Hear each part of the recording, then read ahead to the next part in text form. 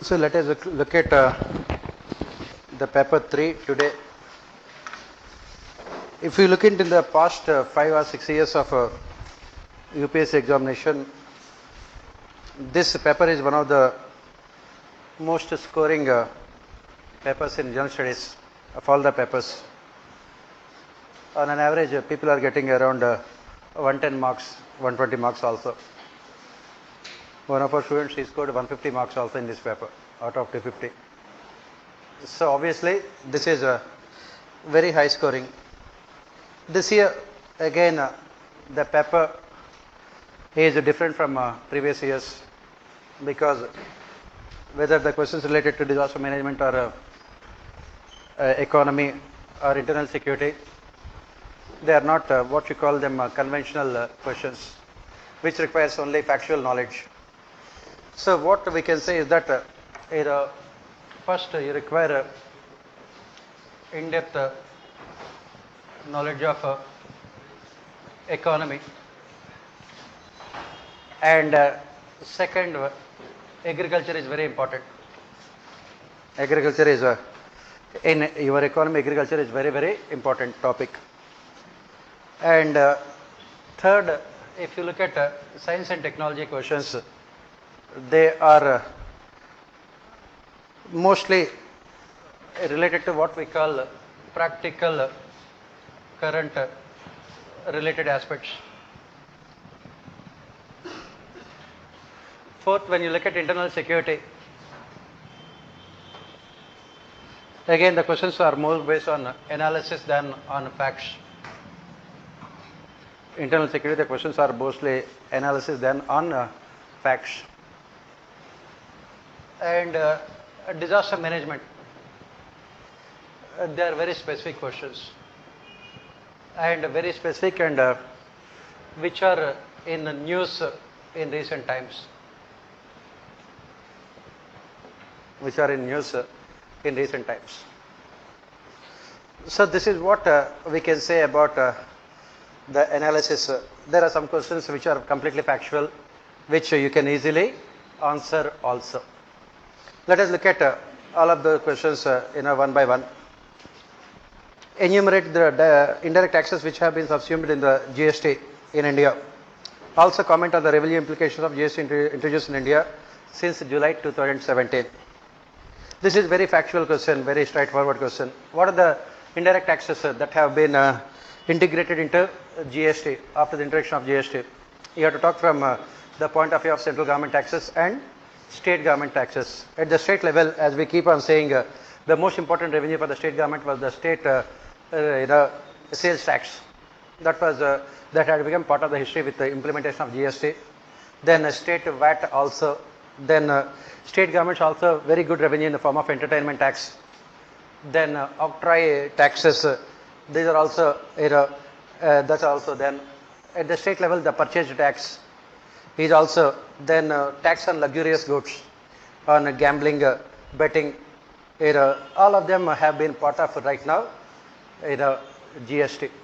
That is the reason why it is said that GST on one hand might enhance the cooperative federalism, but on the other hand it had taken away the powers of state governments also in terms of taking decisions related to imposition of taxes. And when it comes to the central government, the central excise duties are there. Then the service tax, service tax. Then is central excise duties, VAT, service tax. Then the excise duties, additional custom duties. All of them are part of now GST. Central excise duties, customs duties, service tax, all additional custom duties. All these are part of now GST. Central government cannot impose any of these taxes on its own nowadays. Now the question is, what are the revenue implications of GST? What we can say is that GST was implemented only from 2017 onwards, so it is very difficult to accurately calculate the implications of GST. But whatever the little information we have that is there in the budget this year, and also from economic survey, what we can say is that it resulted in more tax buoyancy. It increased the revenues of the central governments with the implementation of GST.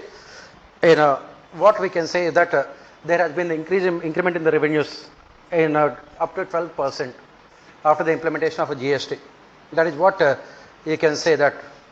And it also benefited the state governments also in terms of more tax revenues being shared with the state governments. But as we always say, the devil is always lies in the details. And those state governments which are what we call origin based taxes in GST, they have been removed. That is the reason why states like Chandigarh, Chhattisgarh, Bihar, Himachal, they suffered because their revenues had come down because of the implementation of GST, because now GST is destination tax. So that is the reason why the revenues of these state governments had come down individually if you look at it.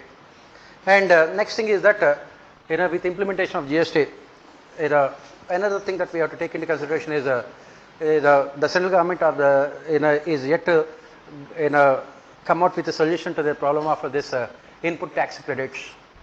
What is happening is that most of the big companies are inflating their input tax input tax credit which they are supposed to get as part of GST. Central government is expected to give more than 50,000 crores of rupees back to the customers, and that is what the central government is finding it difficult, because this is what the CAG also has said, because the government has not come out with the proper structure, the recently CAG report also, because that has been misused by the big producers in the form of input tax subsidies. And then another thing that we have to think about here is that when it comes to GST revenues, it all depends on overall growth rate in the economic system. Last year the growth rate was below the expectations. Obviously, if you look at the budgetary estimates and revised estimates, there has been drastic fall in the revised estimates for around 1.7 lakh crores of rupees of revenue. The government could not raise thanks to recession that the country is facing. Even now, even this year also, the government is expecting a drastic reduction in tax revenues also. So overall, in the long term, you can say that GST can be beneficial, provided, as we discussed, the government moved towards at least only 2 slabs, at best 2 slabs, and the government also should bring everything under the GST, especially petroleum products, electricity charges, real estate, all of them should be brought under GST. That is what you will be writing for this question. Next, do you agree with the view that steady GDP growth and low inflation have left the Indian economy in good shape? Give reasons in support of your arguments. Again, it is related to what is happening to Indian economy in the recent times. In the last 4 years, what are the common characteristics of our growth and development? Our growth rate is very steady, if not spectacular. It is in the range of around 7%, 6%. And inflation, more importantly, is also within the limits. We are not, in the last 3 years, if you look at it, inflation within the limits as, defined by Monetary Policy Committee of RBI also, within the limits around 4%. It never crossed 4%, especially if you look at, this consumer price index. All these indicators clearly show that the government has succeeded in controlling inflation. Going back to the days of 2011, 2012, where inflation was in double digits. The question that is being asked here is it good or bad for the economy? That is what the question says. Do you agree with the view that this steady GDP growth and low rates of inflation, it has left the Indian economy in good shape or not? Is it good or bad? As we say, any of these kind of events are have both positive and negative. Positively, because of the low inflation, it benefited the consumers. Negatively, it has come in the way of producers, especially food grains. Farmers are not able to get remunerative prices. Why? Because the government basic objective is to control food prices. That is the reason why in the last few years the government has not increased MSP. It might be beneficial for consumers but not for producers. And this low inflation levels means low profits for producers also. Low profits for producers. And when the producers have low profits, obviously their investment also will be less. They would be investing less in the economic system. When the investment is less, what happens? The GDP growth rate also would automatically be less. And that is the reason why this low inflation, less growth is resulting in a recession in the present Indian economy.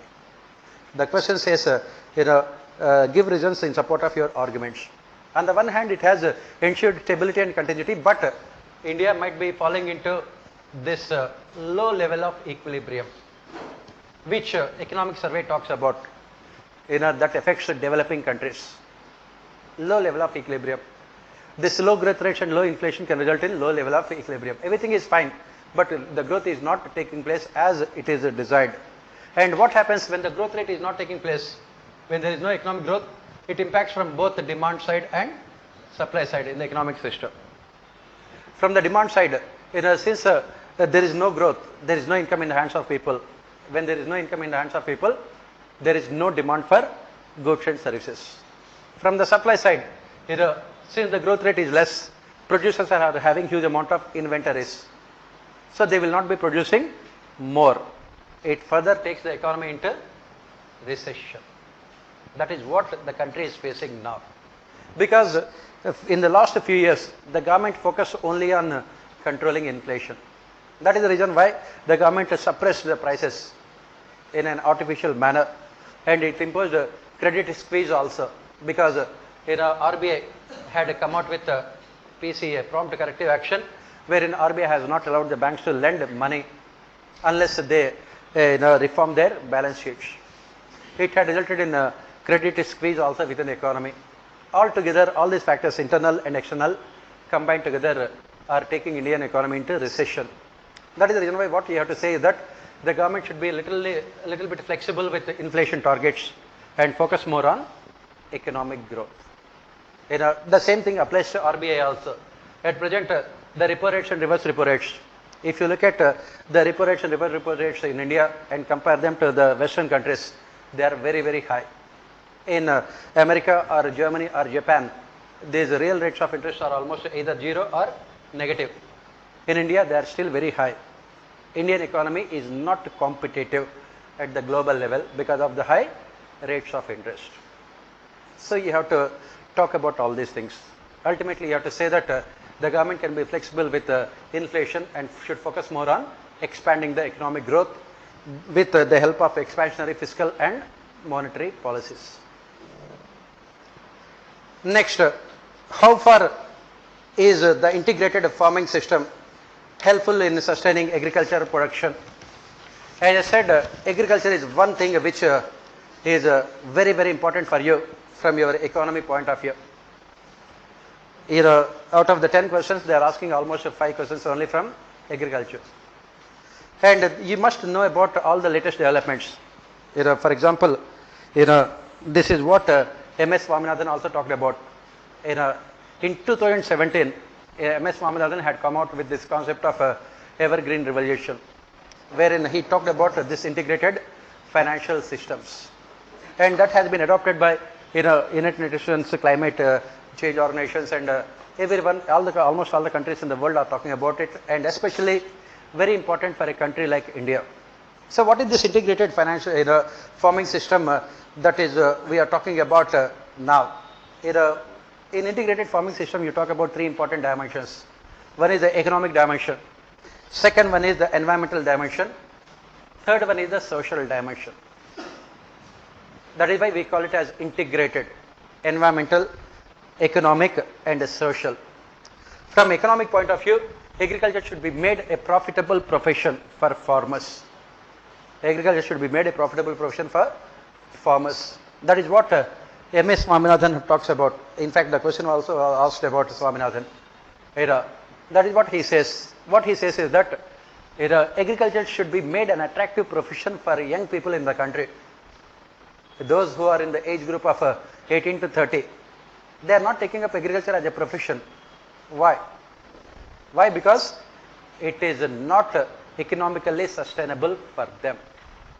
You make it economically sustainable, you make it economically attractive. How? Till now the government only focused on one side of agriculture, that is to make agriculture more effective or attractive, government only focused on either giving subsidies or increasing the MSP, which does not benefit them in the long term. So how to make it more economically viable for them? The government should focus on infrastructure in agriculture. It should focus on improving infrastructure in agriculture. Only 40% of our land is irrigated. That is the reason why the question was asked about watershed programs also in agriculture.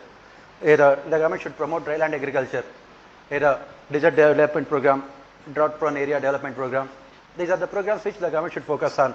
On the one hand, improve dry land agriculture. On the other hand, bring more land under irrigation. Then economically, what should the government do? The government should focus on extension activities or extension services in the agriculture sector in terms of warehousing, storage, marketing, and creating awareness among the farmers about use the technology to provide up-to-date accurate information to the farmers about the rainfall and everything else, so that it will benefit them, so that agriculture can be made more profitable from the economic point of view. That is what the objective of what we call evergreen revolution.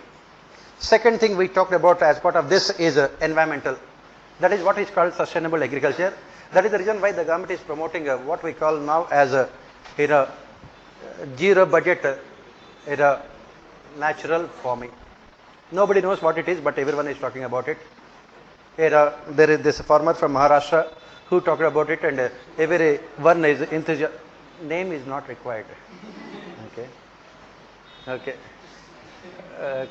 So always come out with unwanted, right? Yes. So coming back here. So what is this? Nobody knows. Basically, what they say is that make farming a part of nature. Don't use any pesticides, chemicals, fertilizers. Use cow dung as a fertilizer, and you use the gas that comes out of this cow dung. That is what they talk about as part of zero budget natural farming also. And then use the seeds. For example, the food grains as the seeds again for the future crops also.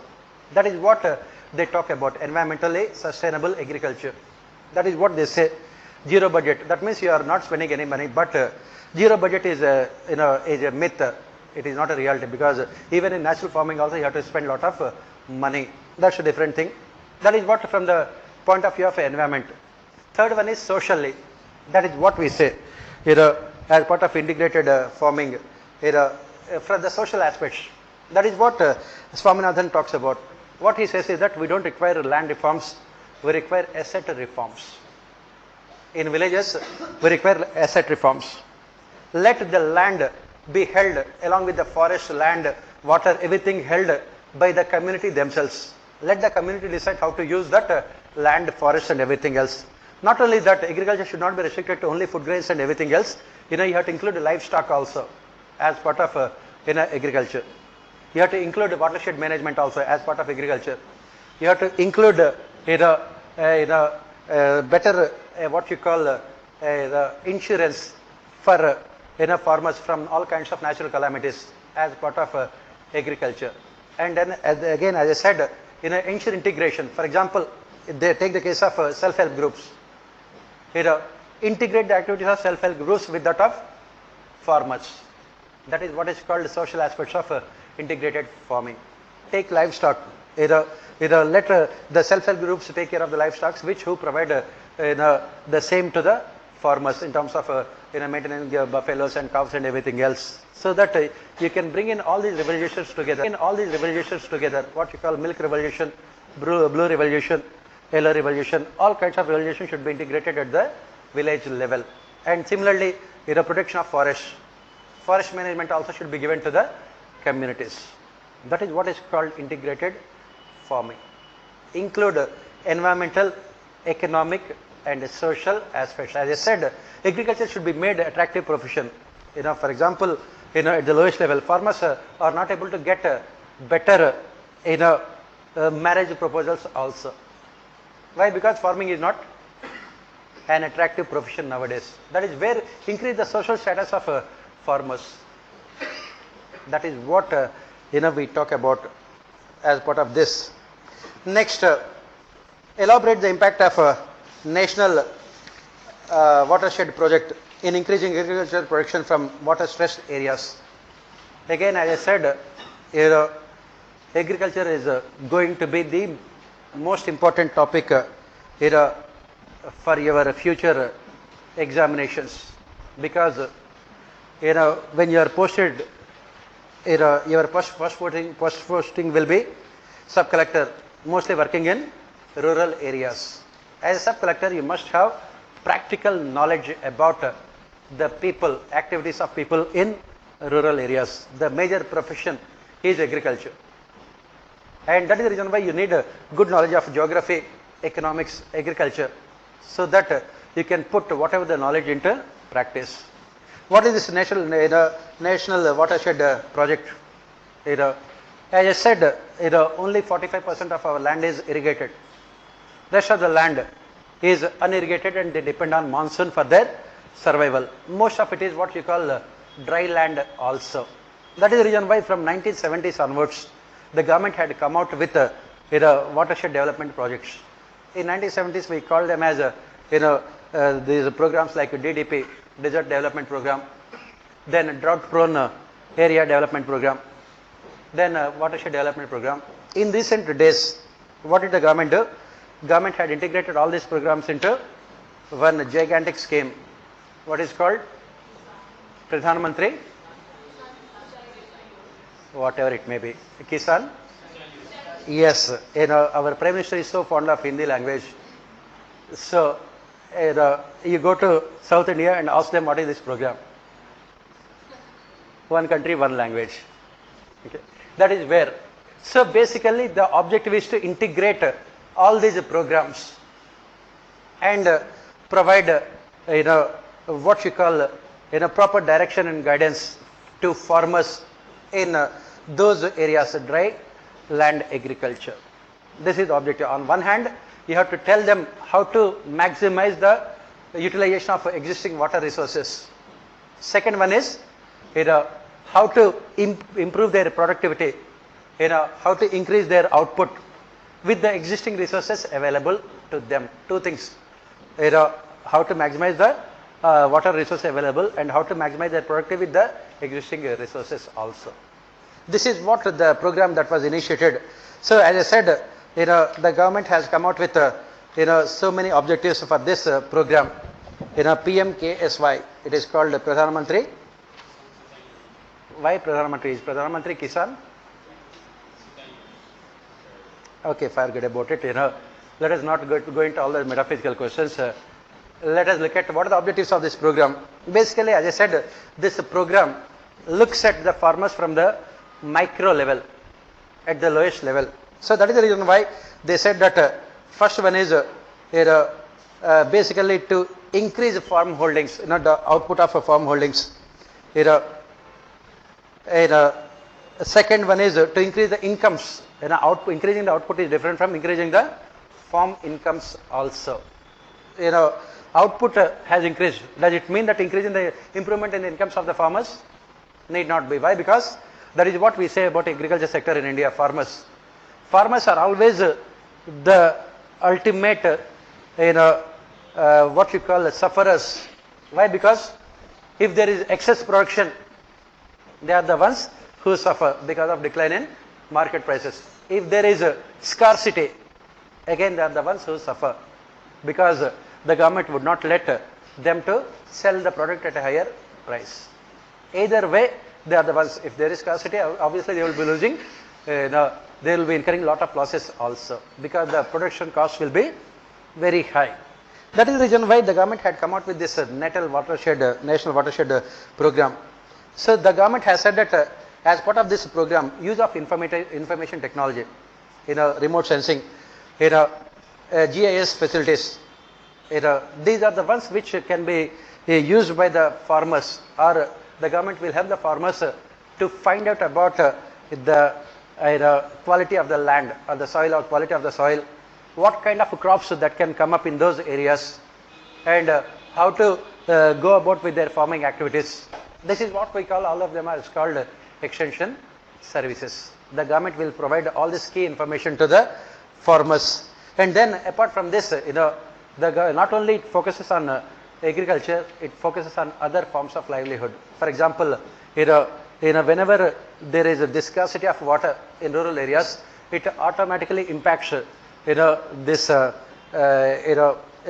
livestock also. There's cows and buffaloes, they will not have any fodder also. So how to increase the output of fodder? That is also a part of these kind of programs.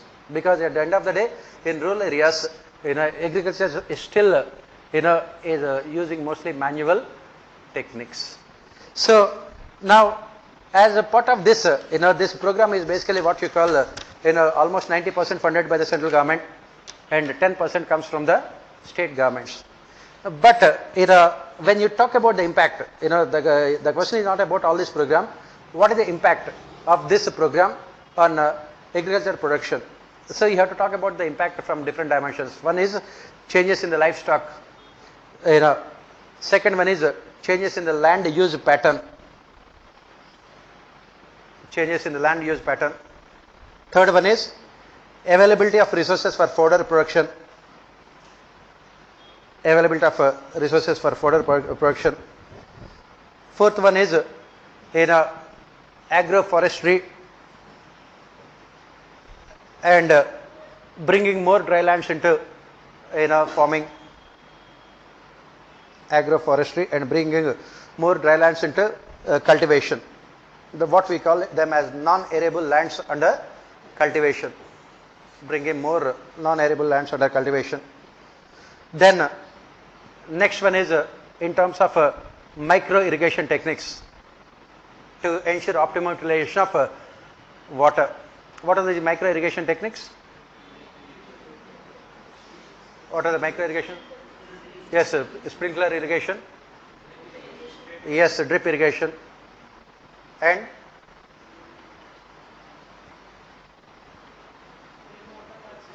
rainwater harvesting. And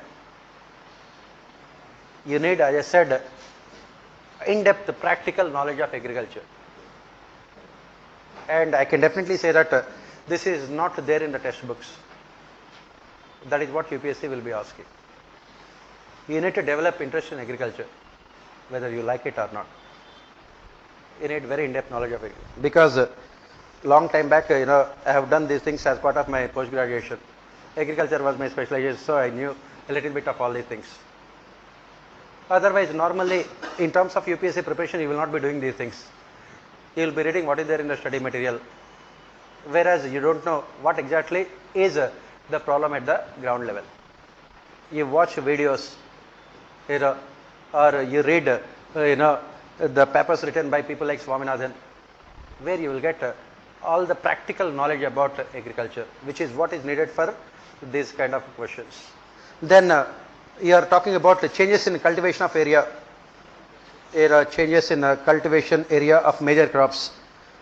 This is another impact that you have to talk about, both during Kharif and Rabi seasons. Both in Kharif and Rabi seasons. You have to talk in terms of crops, you have to talk in terms of regions also, regional variations and crop variation also.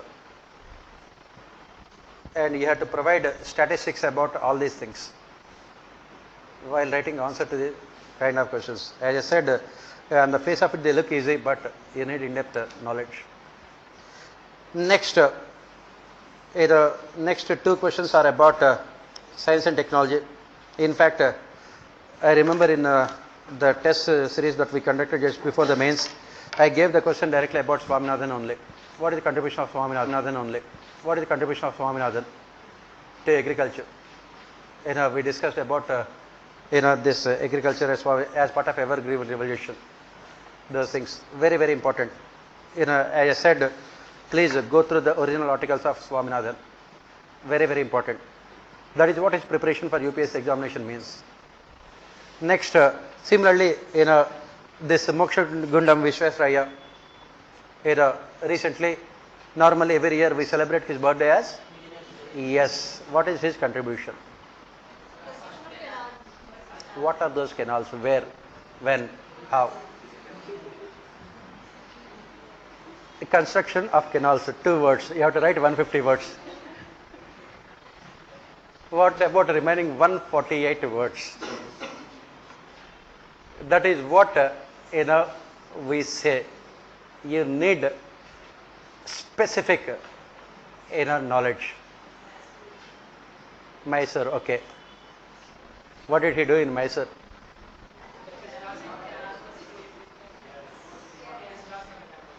Only that dam? What else? What are the other things?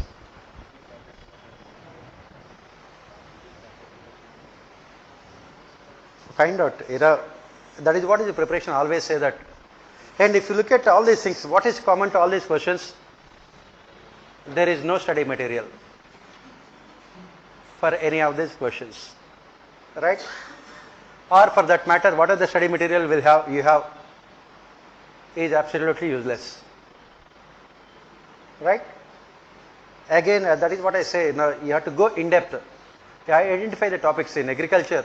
Look at everything, right from that is what we study in agriculture. If you your Indian economy, you have to study right from the basic things, from the starting with the land holdings, then the availability of credit facilities, then the different types of farmers we have, then what are different seasons, what are the different crops, then what are the policies of the government in terms of subsidies, then irrigation, then pesticides, chemicals, fertilizers, marketing, insurance.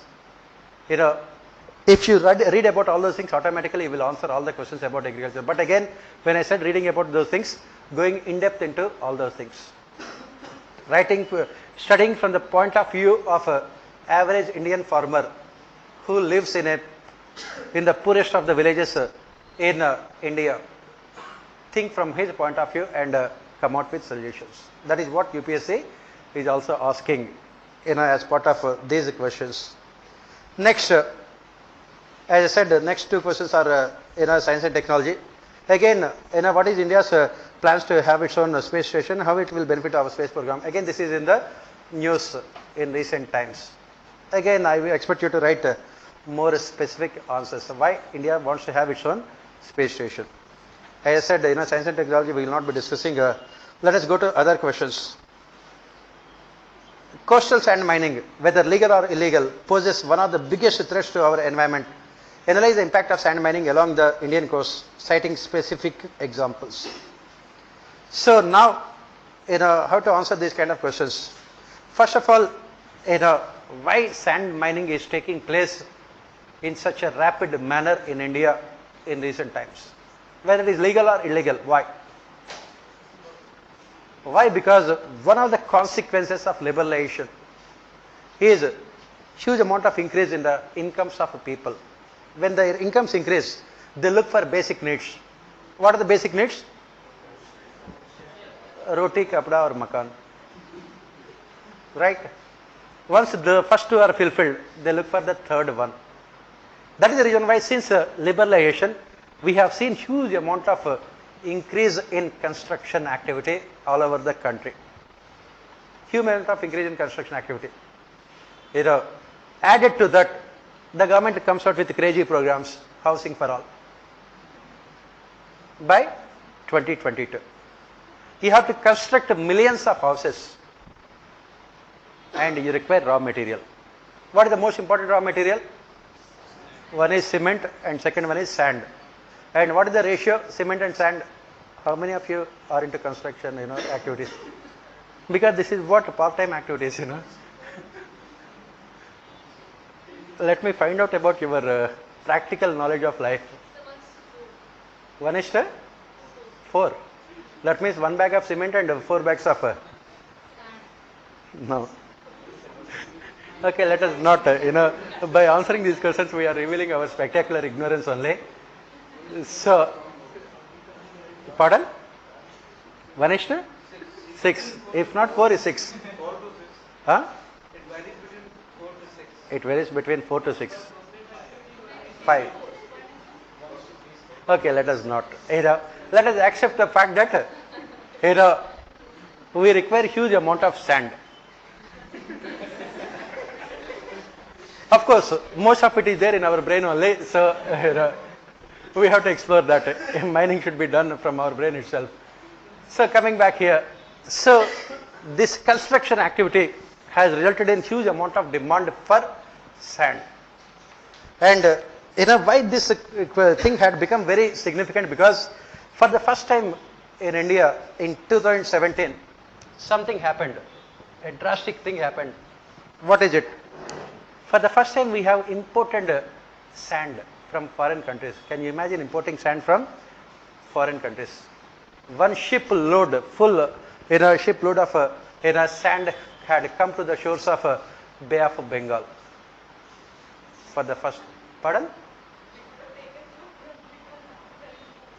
Very good. Why we have imported? Because there is no sand available in India. That is where I will start my answer with for this question. 2017, as I said, you require practical knowledge. This examination requires only practical knowledge about what is happening. The sand prices in the last 2 years have gone up by 200%. 150-200% sand prices. Because everything is, in economics we say that everything is determined on the basis of demand and supply. Because of huge amount of increase in the construction activity, there is a huge amount of sand mining that is taking place in India, both legal as well as illegal. And the situation had come to a pass that we don't have sand, sufficient sand to satisfy the needs of our housing sector. That is the reason why in states like Karnataka and Tamil Nadu, they are importing sand from other countries. Imagine, shipments are coming regularly. So this is what, now the question is, what is the consequence of this legal or illegal sand mining? What are the consequences? Why it is bad? Some time back in Noida, UP only, one of the sub-collectors, a very good IAS officer, she was transferred by the government. Why? Because she was very active in preventing this illegal sand mining. And who is involved in this illegal sand mining? The contractors are always invariably politicians. And where do you get the sand? Mostly riverbeds and near water bodies. Riverbeds and water bodies. And what are the consequences of this illegal sand mining? As I said, when we imported sand, 56,000 tons of sand was imported. 56,000 tons of sand was imported. And according to the government statistics, between 2011 and 2017, 99 lakh metric tons of minerals were found to have been illegally excavated in India, including sand. 99 lakh metric tons. This is the seriousness of the problem. Now 19 lakh metric tons. So now the problem, we are talking about the severity of the problem. The government is planning to construct 20 million houses by 2022 as part of housing for all. 20 million houses. And as we say, sand is the most important raw material. Where do you get it? And what are the consequences? As I said, what are the consequences of illegal sand mining or anything, legal or illegal? What are the consequences? Yes, it will disturb ecological equilibrium of the locality. How? First, it increases the salinity of the soil or salinity of the water. Water become much more saline. Next, it destroys the habitat, natural habitat of the particular ecological system. All those all those species which depend there are getting destroyed because of illegal sand mining. Third and most important thing, the recent floods that we are witnessing in most of the parts of the country are because of illegal sand mining. Last year, when Kerala witnessed those severe floods, one of the important reasons is illegal sand mining. Next, what are the other problems? Next, people who depend on those areas, nearby areas, are also adversely affected because their livelihood is also affected. They depend on the river, their livelihood is also affected. And not only that, it results in soil erosion also, which is one of the major disasters that are taking place in the country. That is the reason why illegal sand mining, legal or illegal, is very bad. But again, what is the solution?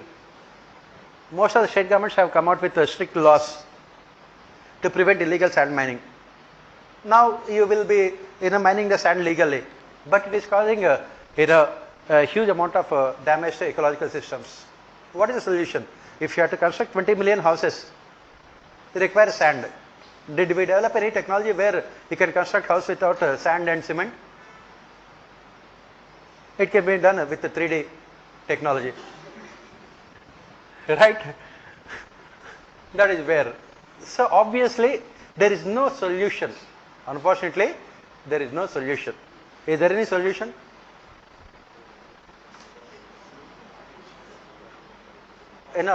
To what extent can you, how do you use technology here? Pardon? Are there any techniques without using sand?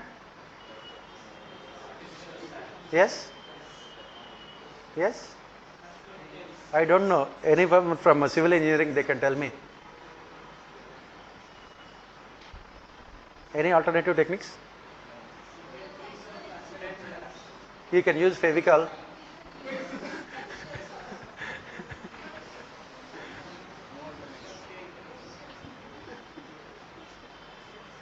So that is the reason why, some of the issues related to environment, we can only talk about them.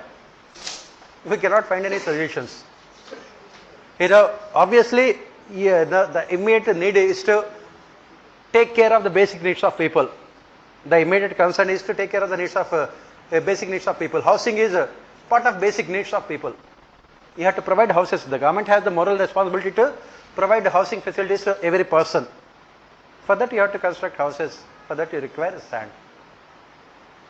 So there is no solution as such. That is the reason why the question says that analyze the impact of sand mining along the Indian coast, citing specific examples. It never asks for solutions because the government also knows there are no solutions. So you don't have to feel bad. For a change, you don't have to feel bad for not knowing the answer. Right? Next, yeah, as I said, you give the examples, Tamil Nadu, Karnataka, Kerala, Andhra Pradesh, Punjab, Chhattisgarh, Bihar, you name it, every state. Yeah, coastal mining, coastal sand mining. Rivers, riverbeds are also called coast. It need not be only oceans. Coastal mining means, you're not taking sand from, Bay of Bengal and Arabian Sea. Right? That is where, that happens when you have severe cyclones and floods that results in what is called soil erosion, which takes place naturally. This is artificial. Coastal areas means only those areas which are near the water bodies. Yes.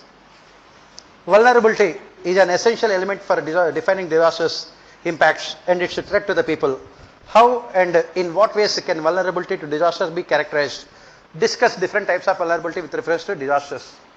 So when we talk about disaster management, we say that it has 4 important steps. One is mitigation or preparedness. Third one is response. Fourth one is recovery and rehabilitation. So what we have to do is that we should always be proactive. we have to identify the people who are impacted by disasters. We have to come out with what is called vulnerability charts. What are the different types of vulnerability? In what way people become vulnerable to disasters? What are different dimensions of vulnerability? What are the things? If you don't know these kind of answers to these kind of questions, you have to use your common sense. In what way people are impacted by disasters? Economic, okay.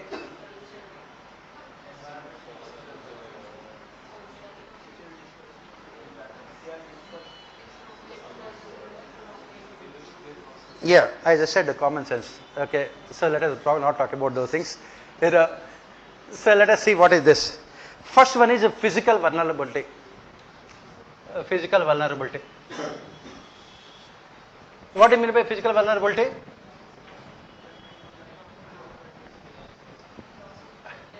Yes, loss to human life or injuries, and then loss to assets, properties, then cattle, livestock. Physical vulnerability in the form of human beings and properties. Now this is what whenever you are coming out with disaster management, the first thing you have to look at is how vulnerable people are physically when it comes to disasters. For example, when it comes to earthquakes, this physical vulnerability is very, very high. Can you protect yourself from earthquakes? Is it possible? Earthquakes comes all of a sudden, it will not tell you before coming. You will not receive any WhatsApp messages. Yeah, that is part of, that is where, once you know the vulnerability, then you come out with, measures. That is what, what are the disasters wherein people are extremely physically vulnerable? Earthquakes, because the casualty will be very, very high. Take the case of Gujarat earthquake, 2002. Thousands of people died. Then tsunami, where the casualties can be very, very high. Then cyclones, very less. Yes, but as I gave you the example when we discussed disaster, in 1999, 10,000 people died. 2016, the number of lost to human life is very less. So you can always prevent.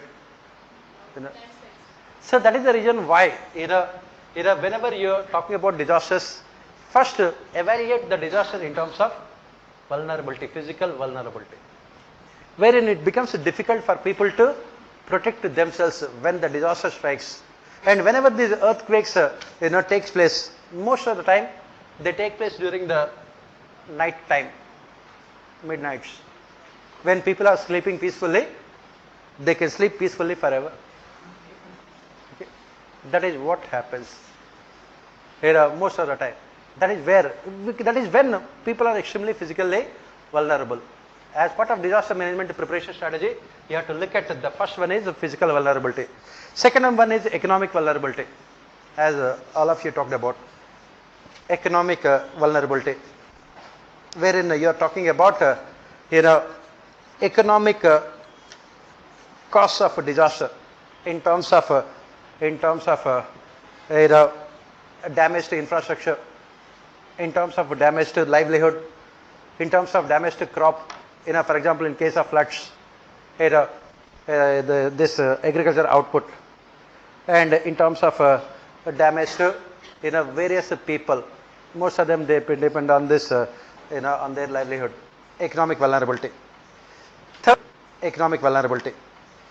Third vulnerability is social vulnerability. Social vulnerability. This is what we say. Normally in countries like India, we have these kind of vulnerabilities. We don't have a strong structures, family structures. That is the reason why what happens is that whenever a disaster strikes, if one of the family members die, the earning member of the family, then the entire family becomes socially vulnerable. They don't have any bread winners. It results in young people becoming orphans, children becoming orphans. Similarly, we don't have proper leadership also. The basic problem with countries like India is that we don't have a visionary leadership who can evaluate the consequences of disasters and come out with the proactive measures. As we said, in India, disaster management is either disaster of management or management of disasters. There is huge amount of social vulnerability. Again, in India, we have discrimination in the name of religion, caste, gender, everything else. That is also comes in the way of helping people in disasters also. Everything in India unfortunately gets politicized. And the last one we say is attitudinal vulnerability. Attitudinal vulnerability. What do you mean by attitudinal vulnerability? Again, in countries like India, what is the attitude of people towards disasters?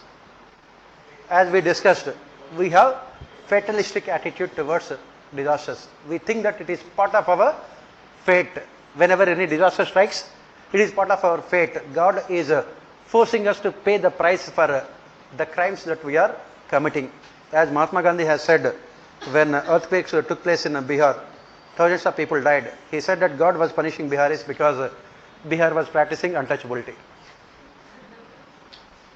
That is what the kind of attitude we have to disasters. That is the kind of leadership that we have to disasters. We never have that scientific temper. We never question them. Unless we question them, we cannot find solutions to them. And another thing, as we have said, if you remember while we discussed disaster management in the class, another thing we have said is that we have very short memory. Very, very short memory. Once the disaster strikes, it will be there in the news only for a few days. After that, everyone will forget it till next disaster strikes. Kerala, there's a floods last year. It was there in the news for a few days.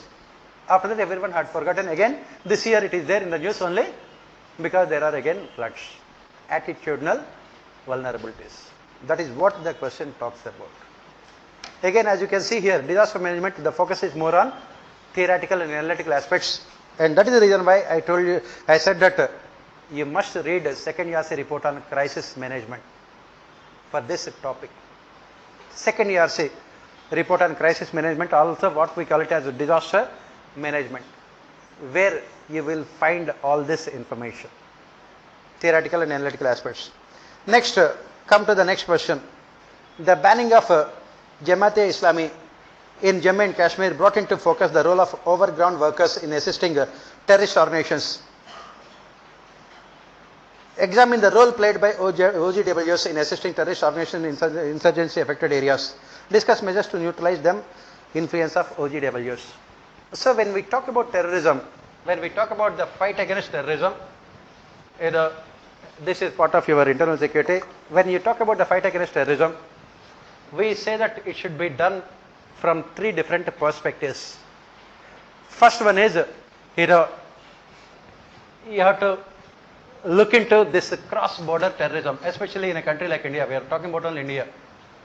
Cross-border terrorism, that is externally sponsored terrorism, terrorism sponsored by Pakistan. Second one is indigenous terrorists. Indigenous terrorists. That means, for example, it is said that Pulwama attacks are the handiwork of indigenous terrorists, which is much more dangerous. Third one is these overground workers. What we call them as sympathizers, terrorist sympathizers. And you have to tackle from all these three dimensions. In the morning also, yesterday also we said the same thing. Never treat them as only a law and order problem. You can find long-term solutions to problems of terrorism only when you treat it as socio-economic, emotional, political, administrative issue, attitudinal issue. Now coming back, we are not going into all the things. We are restricted bring ourselves to the question. These OGWs are the ones who feed the rest of the two groups, who provide the much needed assistance to the rest of the groups. Why? Because the government knew about the identities of these people. The government has data, information about the other two groups, those who are coming. For example, recently, intelligence, IB and RA had given the information that, around, how many terrorists have infiltrated? 500 terrorists, they have infiltrated into India in recent times, into Jammu and Kashmir. And they are planning, major terror attacks all over the country. That is what. This information they can have very easily, because this is what Intelligence Bureau and RA will be doing. And the problem is with these people only. Who are these overground workers? What we call them as sympathizers. They are there in public life.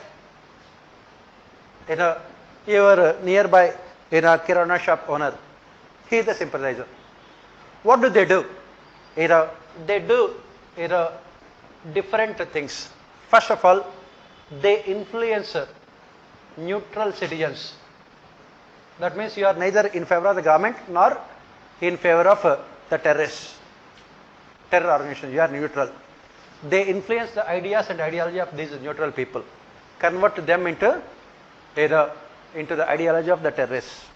Second, they provide up-to-date information to these terror organizations about what is happening in their locality, so that they can prepare terror attacks.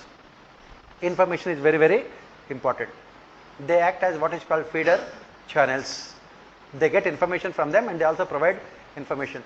Third, they also provide the much needed financial support. They provided the much needed financial support. And another thing is that some of these people will be in the form of NGOs and human rights organizations. NGOs and human rights organizations. And what do? They always criticize the government. And they always try to change public opinion by using media or even using judiciary. They keep on filing PILs. They use media. To highlight the atrocities committed by the armed forces. They never talk about the terror attacks of the terrorists. They always remain silent, but they are very active. This is the same, not only terrorist organizations, you can see that the same thing in Naxalite areas also. Naxalism also. That is the reason why, if you go back to 70s, 80s and 90s, all universities, colleges in India are full of these, what you call sympathizers. They are the ones, who provide legitimacy to these organizations also. They provide legitimacy to these organizations. What do they say is that this violence committed by these organizations, terrorists, is a response to the state-sponsored violence. They were only responding to the state-sponsored violence. They try to legitimize the functioning of these organizations. That is the reason why when we talk about fight against terrorism, this is very, very important. Fight against terrorism. In fact, in the test series which I gave before the mains, I exactly asked the same question. Influence of these human rights groups and other so-called organizations in influencing the opinion of neutral people. That is what they do. They give legitimacy to these organizations. The organizations like Jamaat-e-Islam or Hizbul Mujahideen. These are the organizations. They have their fronts, to influence the opinion of people. In Kashmir, the problem is with not the terrorists. Terrorists will be there in only few hundreds, which you can easily eliminate. But these people are in thousands. They are in lakhs. And they are in thousands and they influence the opinion of lakhs of other people also. The government can declare them as a terrorist organizations or individuals as terrorists. But what about those people? Because all the financial dealings of these people are carried out by these sympathizers. Why they are against government? Very good question. I will find out from them. Don't worry. I will go to Kashmir today itself. Okay. Now, why are they against the government? Why? Because that is what the perceived exploitation committed by the government against them. For example, in Jammu and Kashmir, after this repeal of Article 370, the sentiments are running very high. Even if I am a neutral person, I believe that what the central government has done is wrong. So, and these are the people who will brainwash the neutral persons. Till now you are neutral, saying that what terrorists are doing is wrong, government is also wrong. But here, in this case, government is much more wrong. So you have to join the terror organizations. Why these people are against? As I said, emotional factors. In Jammu and Kashmir, Kashmir is since 1947, they believe that they have been forced to live with India. It is a forced marriage. They wanted a divorce. That is what they wanted. That is the reason why this sub-nationalism is very, very high in Kashmir. I don't know how many of you have visited Kashmir. I went to Srinagar at least 10-15 times. Whenever you go there, you feel that you are not in India. People there would make you feel that you are not in India. All the time, whenever they talk about, they will say that you and us, that is you Indians. They will say that you Indians and we Kashmiris. That is how they talk. Why? Because as I said, these are all emotional factors. That is what. And for them, patriotism means Kashmiriat. You cannot find fault with them. That is what they are. How can you change them? That requires very long, tedious, operations on the part of the government. You have to integrate them. What did China do? There are some provinces, Jiang province in China, which is dominated by Muslims. What did China do? Simply, they ended the exclusivity of Muslims of that particular area by bringing people from mainland China and asking them to settle down there, so that they lose their identity, uniqueness. That is what India is trying to do now with Kashmir by removing Article 370. When the people from other parts of the country go and settle there, then they will come to know about the diversity, because they are living like what you call a frog in a well. For a frog in a well, the entire universe is only that well. Once it comes out of the well, then only it will know about the rest of the things. The same thing with Kashmiris. They never came out of it. And they have not seen other culture. That is the reason why they think that they are great. So coming back here, that is different thing. This is what the problem is. What are the measures to neutralize the influence of OGWs? What are the measures? What did the government do? In Jammu and Kashmir, they have this legislation called PSA. Have you heard about it? In recent times, it had become controversial. Public Safety Act. What did the Jammu and Kashmir government has done? They have identified all these OGWs. We are talking about what they have done in the last 50 days after the removal of Article 370. All these OGWs were arrested under PSA, Public Safety Act, so that they would not be able to spread their evil influence.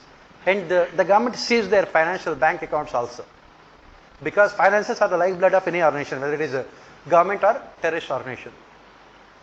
Third thing is that government also using its own propaganda machinery to change the opinion of people.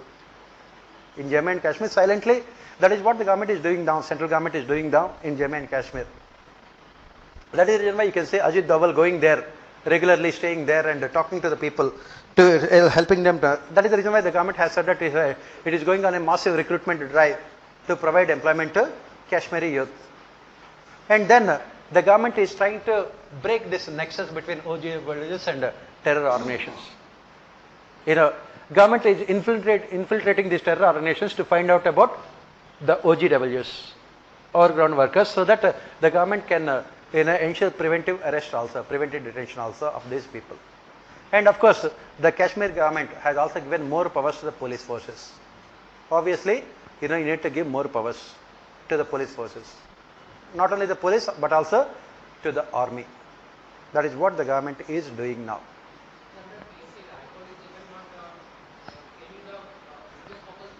Then they will not accept it. The situation is not normal. Habeas corpus is only for, that is what we say. You talk about fundamental rights only when other people are human beings.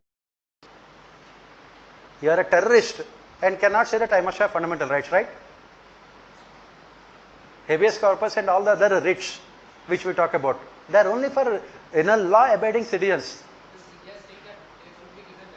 Who? Supreme Court says that, but Supreme Court will always say those things. It will never force the government. Yes, sir. Why are you worried? Are you also part of?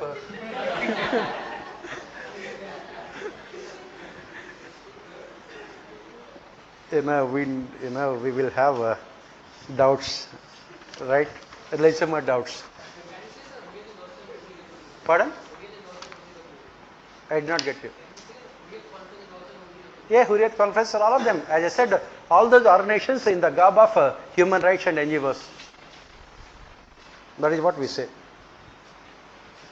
Again, as I said, if you look at the questions, they are looking at analytical aspects. They are not asking any factual things. If you are reading, again, not newspapers. Newspapers do not report all these things. You have to go in depth. I am not saying go in depth means go to Kashmir. If you are going to Kashmir, it's only one-way journey.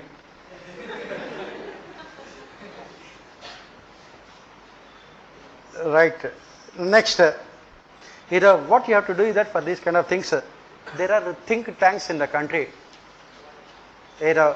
National Defense Studies.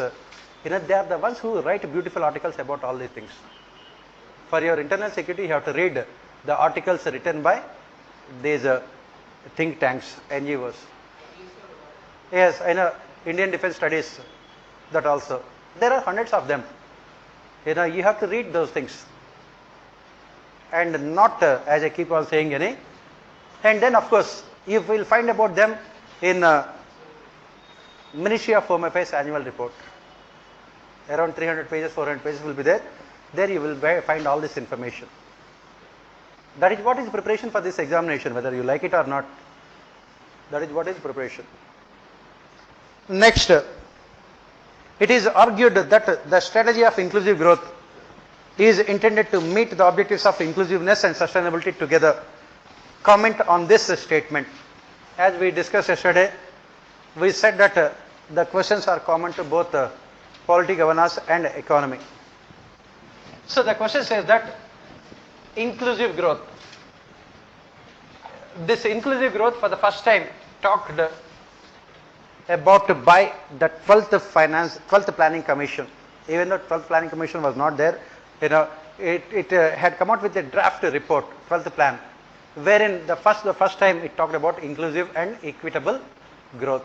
So what I expect again from you is that collect that draft report of 12th 5-year plan, read it fully, because you can answer all your answers in economy paper from that report only.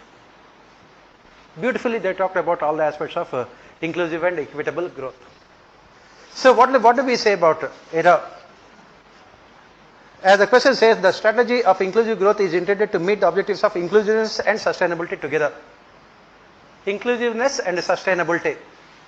Growth should not only be inclusive, it should be sustained for a long period of time.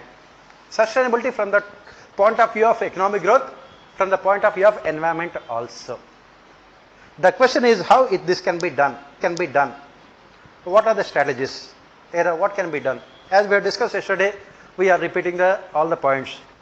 First one is focus on agriculture. Inclusive and sustainable growth is not possible without agriculture. And what are the points we have mentioned? In agriculture, you have to write all those things. Evergreen revolution, then as I said, integrated farming, then zero budget national farming, then implementing what Swaminathan calls it as asset reforms, and then making agriculture more remunerative, more attractive. All this is part of inclusive growth, all the agrarian reforms. Second, second dimension of inclusive growth, as we have said, is job-led growth. What we are witnessing is jobless growth. What is required is job-led growth. All the strategies for job-led growth you have to talk about. What are the strategies for job-led growth? That is what the government has said as part of Make in India. Contribution of manufacturing sector should be increased from around the present 60-70% to 25%, because manufacturing sector is the one which can provide more jobs. Job-led growth.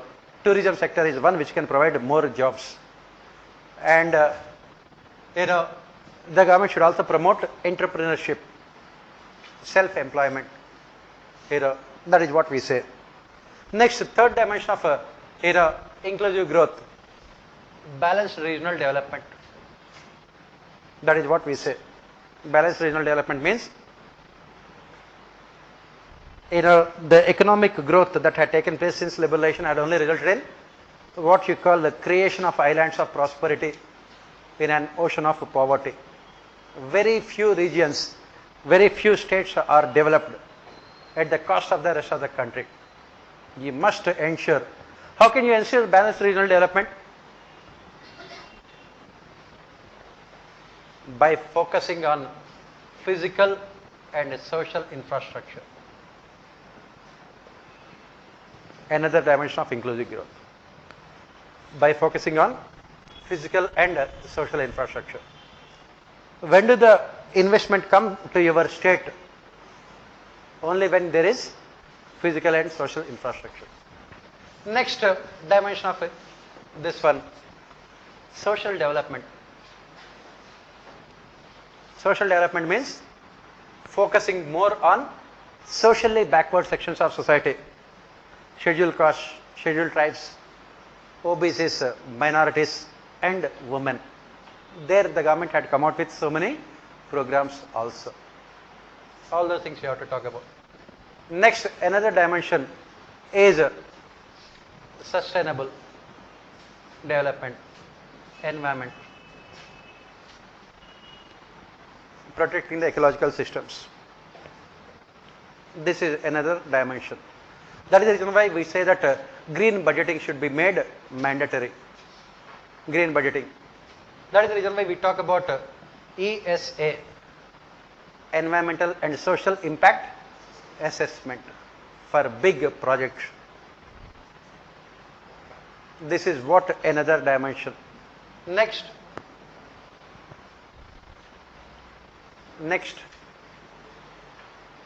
what are the other things as part of inclusive growth?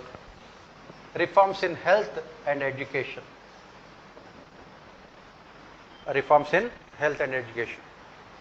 As we say, demographic bulge should be transformed into demographic dividend.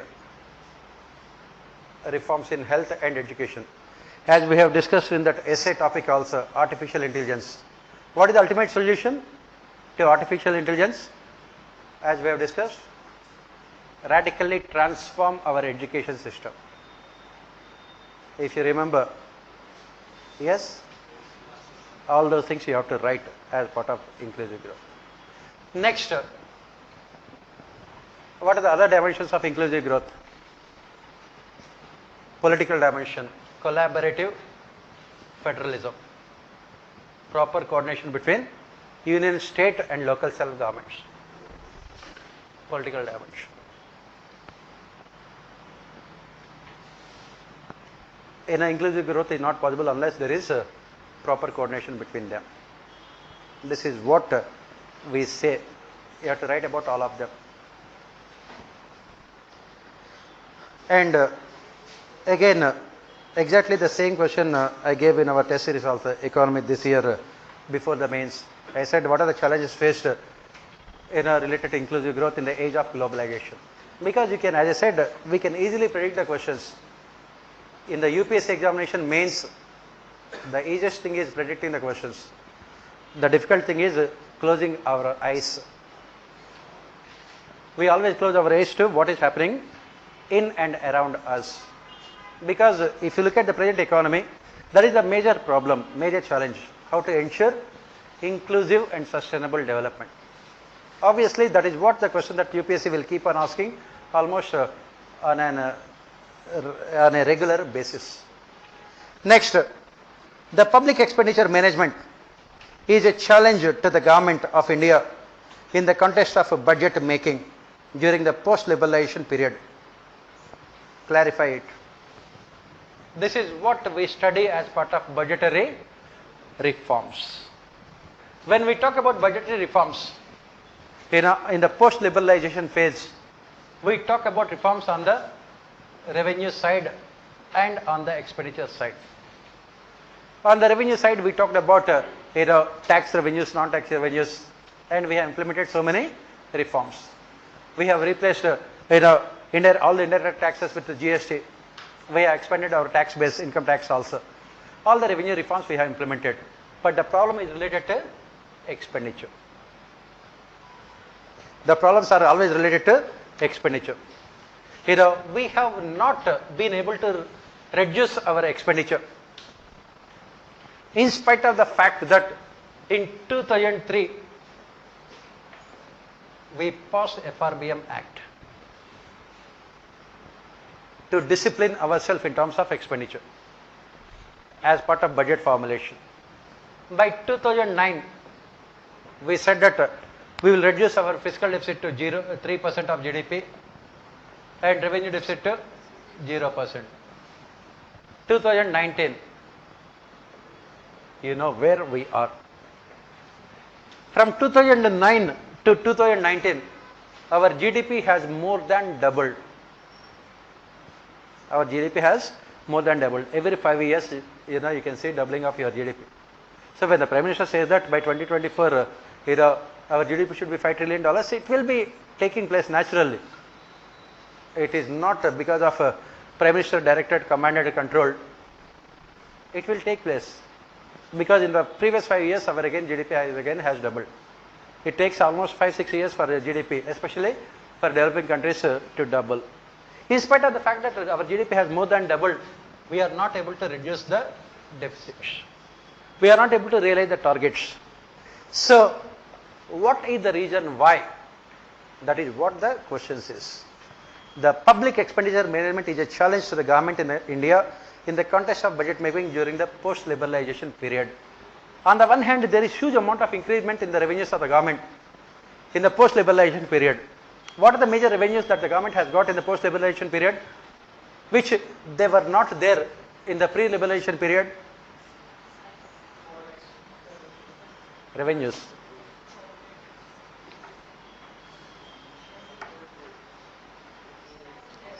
Revenues to the government. FDI is not a revenue, for God's sake, to the government. Corporate taxes were there in the pre-liberalization period also. That is what happens when you forget what we do in the class. First one is user charges, major source of revenue for the government in the post-liberalization period. Second one is disinvestment, huge amount of revenue.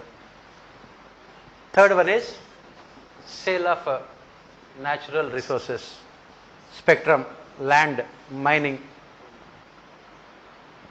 Right?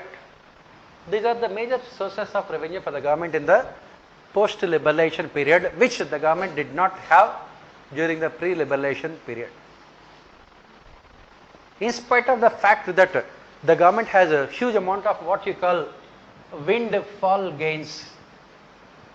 Not only this, the dividends from PSCs also have increased. PSCs also have increased. This year RBI is transferring 1.76 lakh crores of rupees which is equal to what it has transferred in the last 60 years combined together. This is the amount of money the government is getting. In spite of the fact that they have huge amount of revenues, they are not able to realize the objectives of FRBM. They have not been able to realize the objectives of FRBM. Why? What are the reasons? And why the government is not able to control its expenditure? If you remember, this is what we discussed in the class. If you remember, what happened is that from 1999, this was the year, what you call landmark year. From 1999 onwards, the state governments, especially in Tamil Nadu, started huge amount of gigantic populistic welfare schemes. Immediately, they were copied by all other state governments, and by 2004, the disease has spread to the central government also. In 2004, as I said, when you are writing answers, you have to combine polity and economy. As Kautilya says, economic system is always influenced by political system. That is what Arthashastra is all about. In 2004 onwards, this UPA came to power with the slogan Aam Aadmi, protecting the rights of Aam Aadmi, Mango Man. Okay? Mango Man in a banana republic. That is what we say. So, from then onwards, we have seen proliferation of many centrally sponsored schemes. We have seen mega schemes wherein the government started just distributing money to the people, just like that. Here are schemes, Food Security Act. This year the budget is 2.2 lakh crores money, 2.2 lakh crores of rupees of money. How can the government reduce its deficits? Here are NREGA, 60,000 crores. This Kisan, the entire budget of Agriculture Ministry is around 1 lakh 40,000 crores, out of which 70% is only Kisan. Out of 1 lakh 40,000 crores of rupees of agriculture budget. This is what. And then, the government, Ayushman Bharat. The tendency of the governments, to start a scheme a day.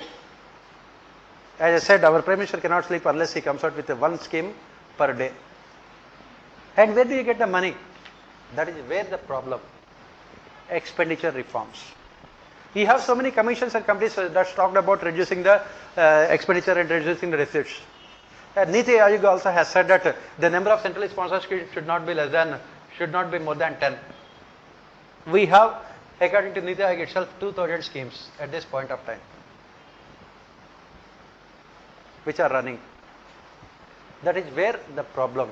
Why? Because as we study here in India, we believe that good politics is also good economics. Good politics means any decision which will help you to win elections. What is the decision? Giving subsidies. Give everything free of cost to the people. Give everything free of cost to the people. People are more than happy, and they are more than happy to vote for the political parties. Every political party goes to elections in the name of implementing these schemes. That is where the problem is. Now, on the other hand, the government also has to find money for infrastructure development. Not only welfare, but also money for infrastructure development. It has to find it has to find money for infrastructure development also. Why? Because growth cannot take place without infrastructure. Economic growth cannot take place without infrastructure. And that also comes in the way of a government cutting down its expenditure. That also comes in the way of government cutting down expenditure. If because public investment is needed to boost private investment. That is where the problem. That is what the question talks about. During the post-liberalization period. Once you know the problem, then you have to come out with a solution. What is the solution? That is what we say.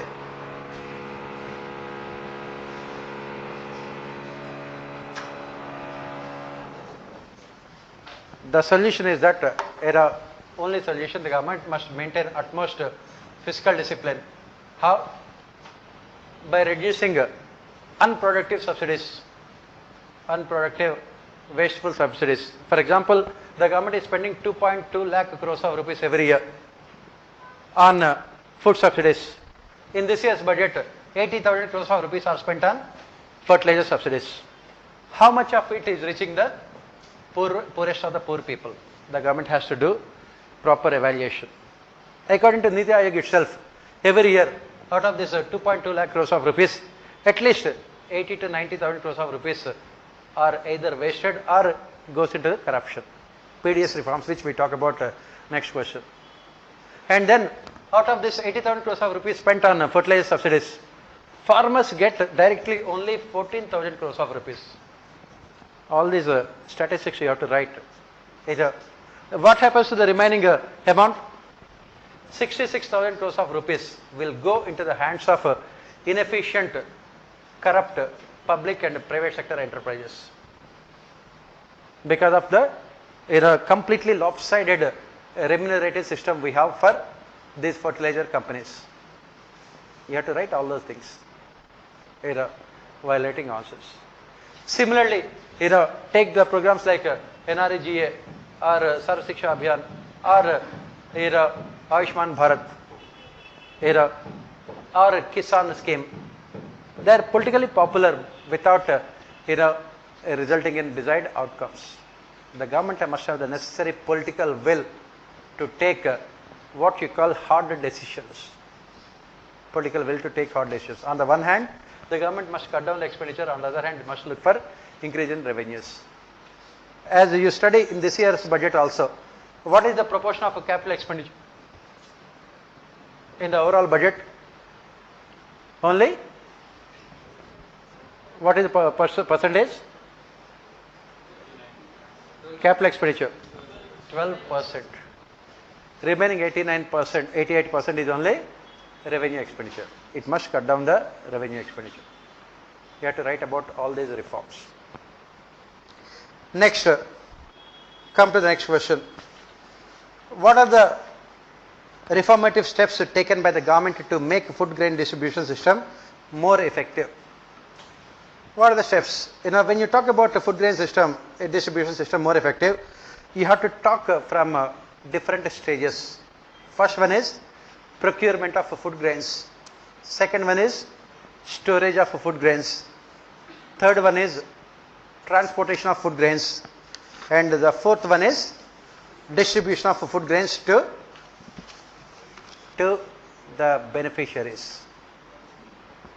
Procurement, storage, distribution, transportation and distribution. You have to talk about what are the steps taken by the government in recent times, why they are not effective and what else can be done. You have to mostly focus on the recommendations of a Shanta Kumar committee regarding PDS reforms. Shanta Kumar committee. Shanta Kumar, a BJP leader from Himachal Pradesh. He was a minister in the previous government, Food and Civil Supplies Minister. It has submitted the report on PDS reforms. You have to write about all the things. Basically, what they say is that decentralize this procurement. Right now procurement is centralized in the hands of FCI, Food corruption of India. Okay. That is what. So, one of the drastic recommendations of Shantakumar committee is that close down FCI. FCI is the most important source of corruption in the entire food chain in India. Close down FCI. And let there be completely decentralization of procurement of food grains. Let us have more storage houses, warehouses in districts, so that food grain can be procured and kept there itself, so that you don't require FCI. And then government should also unnecessarily not procure more food grains. Food security, what is needed? You only secure that much amount of food grains, what is needed. Right now what the government does is that, in the name of helping the farmers, it will purchase more amount of food grains, even though it is not necessary, in spite of the fact that only 6% of rich farmers benefit out of this MSPs. That is where, as we discussed yesterday, farmers organizations. The demands of farmers organizations are always hijacked by rich and powerful farmers. At the end of the day, as we study in our economy, Indian farmer, average Indian farmer is a net buyer of food grains. So obviously the story, this minimum support price of the government will not benefit the average Indian farmer. On the other hand, it will impact him negatively, because the moment the government increases the MSP, automatically the food prices in the open market also will increase. And not only that, the storage of food grains, the cost of storage of food grains under in FCI godowns, whether it is rice or wheat, had gone drastically in recent times. So unnecessarily the government is spending. And one more thing is that these food grains are getting rotten in FCI godowns. It is only the rats, which are having nutritious food. Okay. So Food Security Act is implemented for rats in India. Okay. So that is where the problem. That is the reason why Shantakumar committee talked about this procurement. And then one more thing is that this MSB is announced only for 2 crops, rice and wheat, whereas 23 other crops are there, or in fact altogether 23 crops. If you have to talk about MSP, extend it to all these crops with focus on dry land agriculture. Then coming back, the next step is as I said, procurement, storage. As I said, decentralized storage, develop cold storage facilities, develop warehouses at the regional level, go to the district level. And the problem is that at the local level, these are all what you call agricultural marketing committees. These agricultural marketing committees have monopoly that resulted in massive levels of corruption also, politicization and corruption.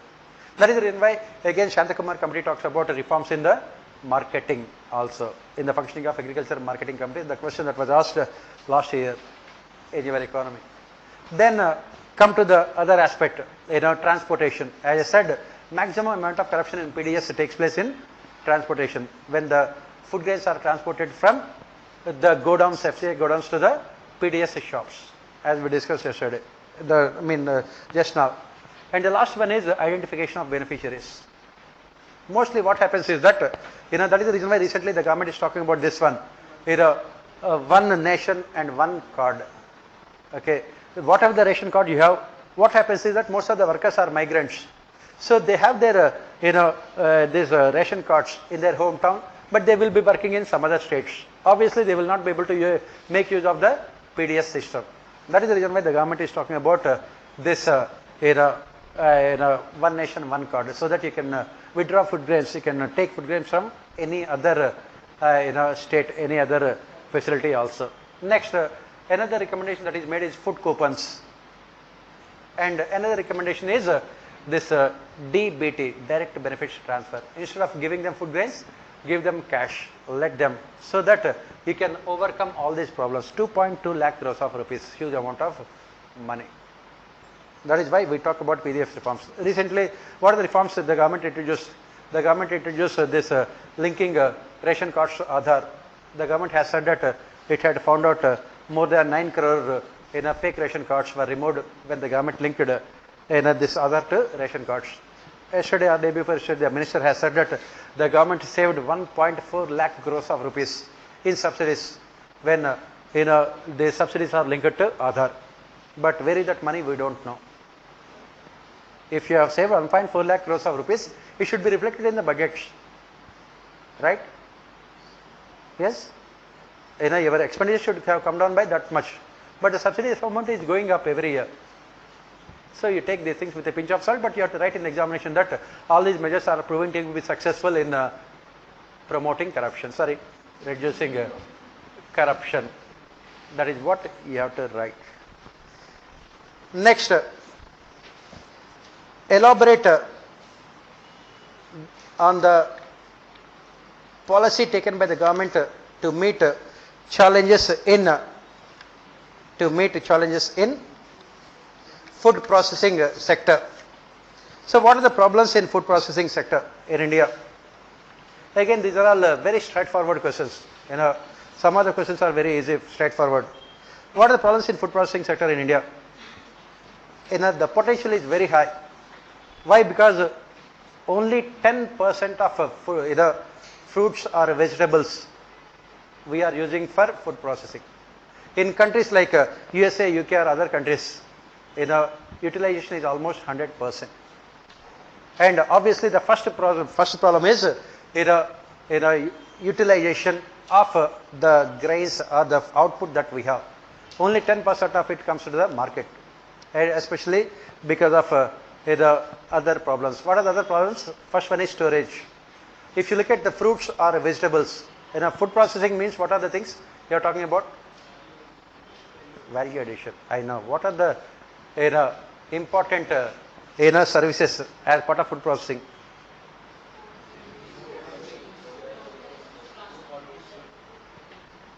What are food processing industries? What are the major food processing industries in India?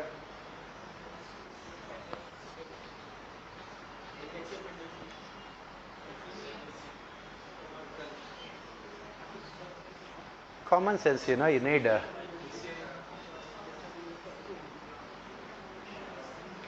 what is the processed food?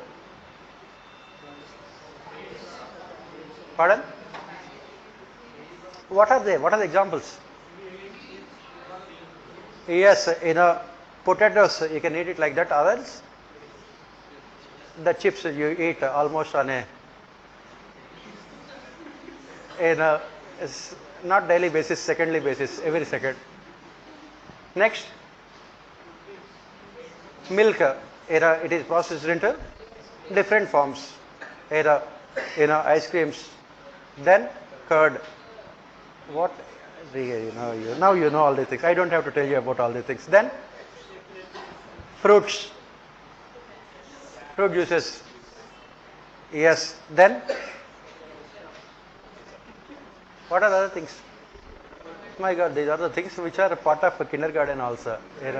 At that level also people think 100 times before discussing those things. Now you are looking at me with so much of anticipation in your eyes. Pardon? What else?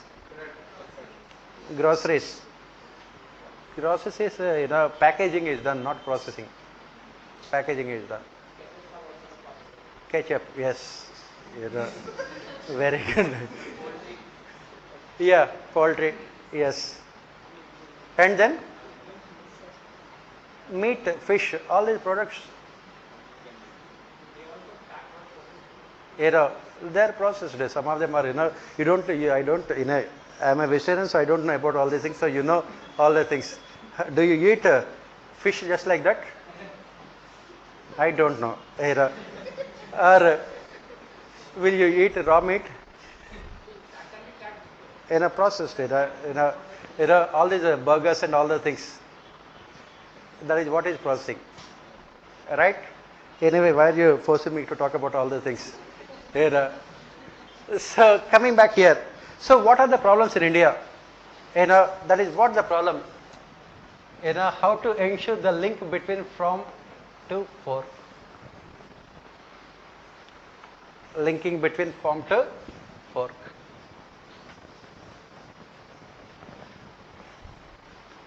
So the first problem is, we have huge amount of output. Output is very good.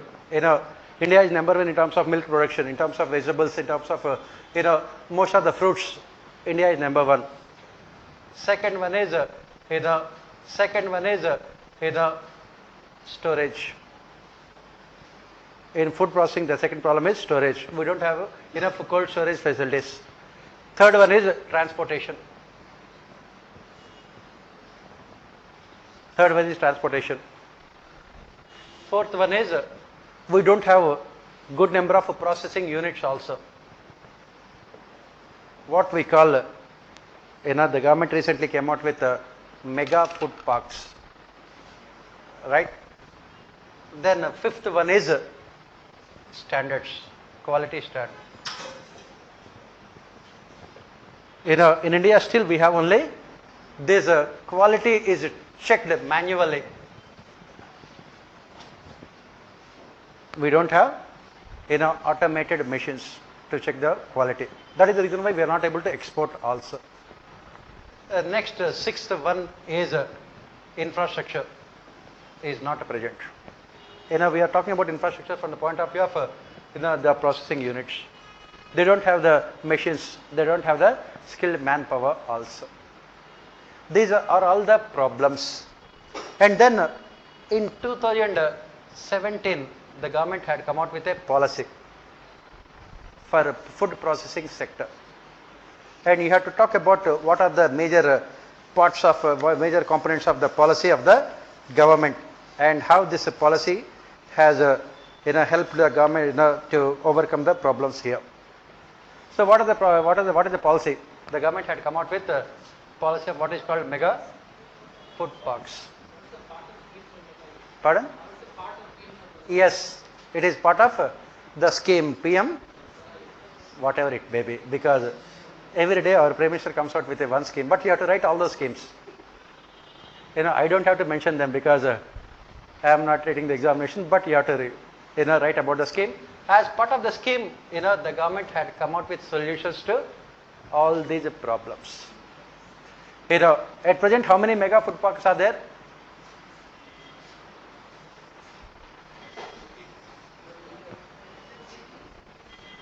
1817, 10.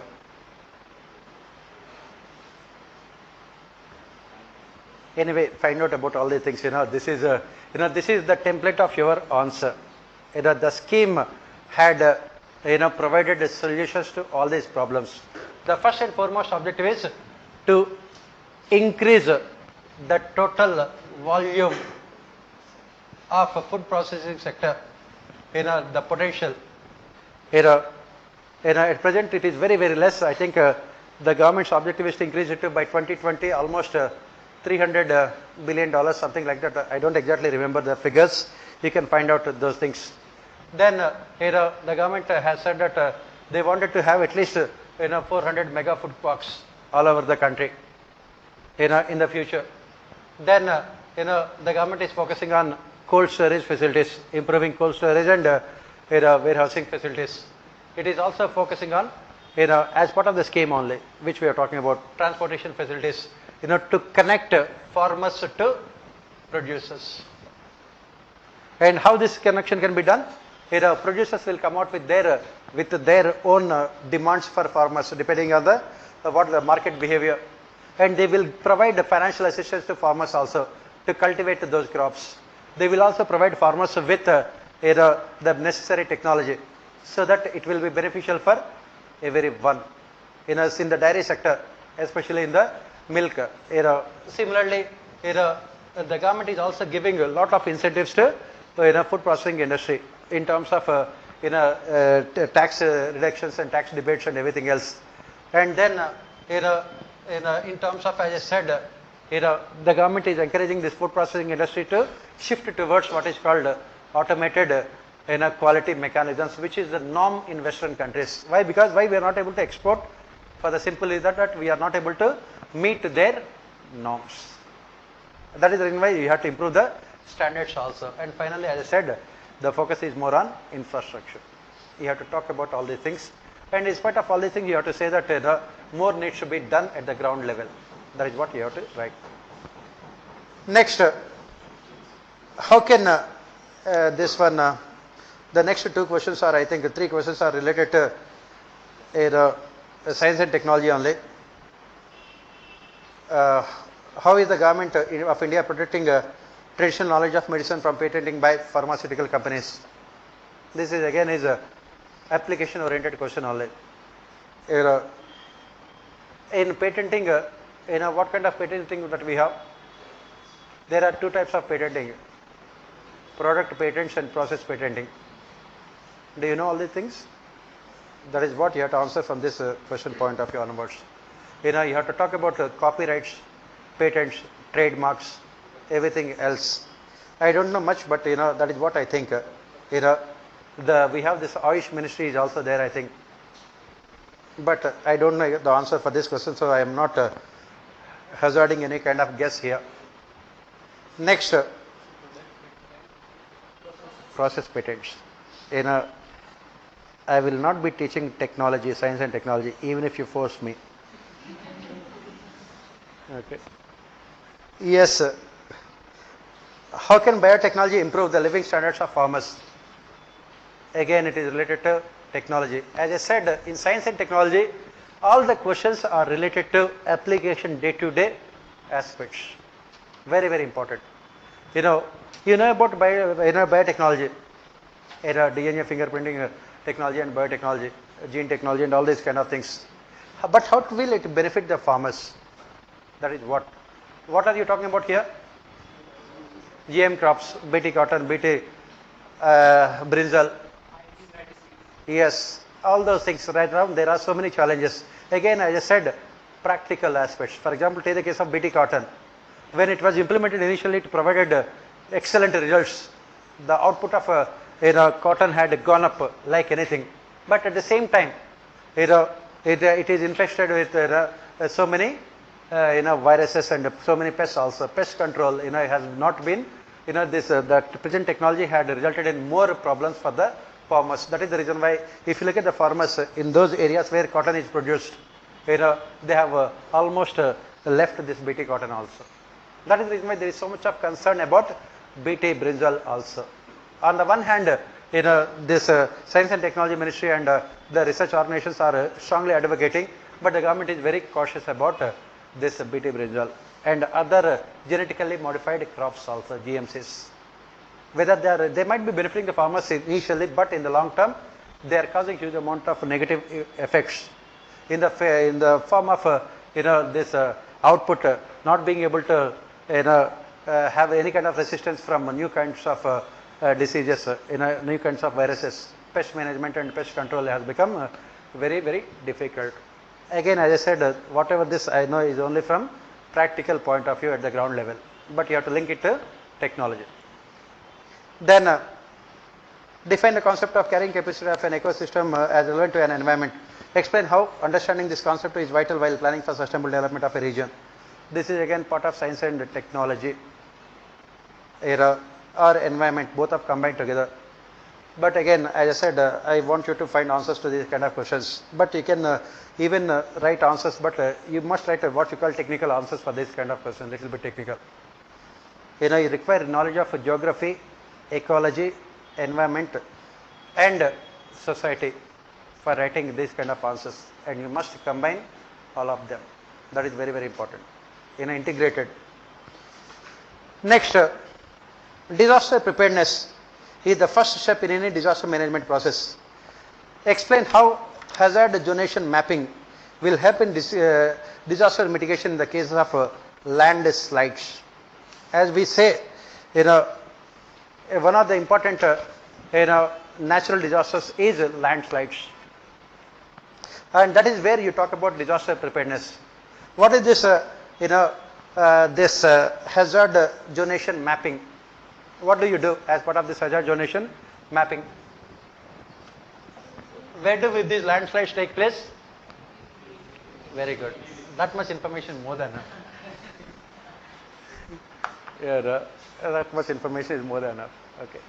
So hilly areas and mountain areas, that is where this scientifically hazard zonation mapping is done. What exactly this hazard? These are all technical things, because if I talk about them, it doesn't look good. It is better if you read those things.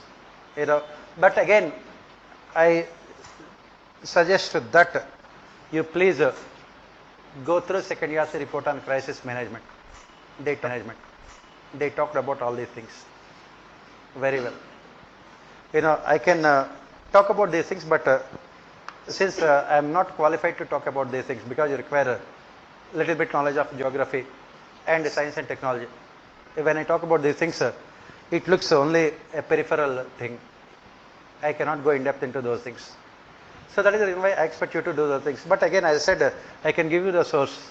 As I said, second year's report on crisis management talks about it, and then go through Ministry of Home Affairs. In the Ministry of Home Affairs, you have a separate disaster management division is there. Look at their annual reports, you will come to know about all these things. Next, otherwise, I can give you the definitions of hazard zonation mapping and how it is done. But again, even I am not satisfied because I don't know too much in depth about all those things. Next, the Indian government has recently strengthened the anti-terrorism laws by amending the Unlawful Activities Prevention Act 1967 and the NIA Act. Analyze the changes in the context of prevailing security environment while discussing the scope and reasons for opposing UAPA by human rights organizations. Only thing is that this question, exactly the same question I had given in public administration, Indian administration. You have law and order is there. So this year I gave the question, but again as I said that the same syllabus is there for public administration as well as GS as part of internal security. So you can expect the question. Now what is the problem here? As I said, recently Parliament has passed amendments to NIA as well as UAPA, and it has given huge amount of powers to NIA, by amending NIA as well as UAPA. Now what is the problem here? Why human rights organizations are opposing it?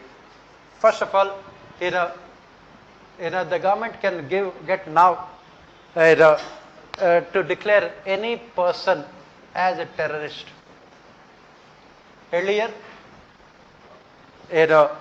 organizations. So what? How can it be misused? The problem here comes later. Once a person is declared as terrorist by the government, the proof of innocence,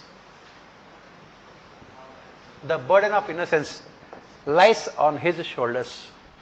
He has to prove in a court of law that he is not a terrorist, which goes against the principles of natural justice. He has to prove in a court of law.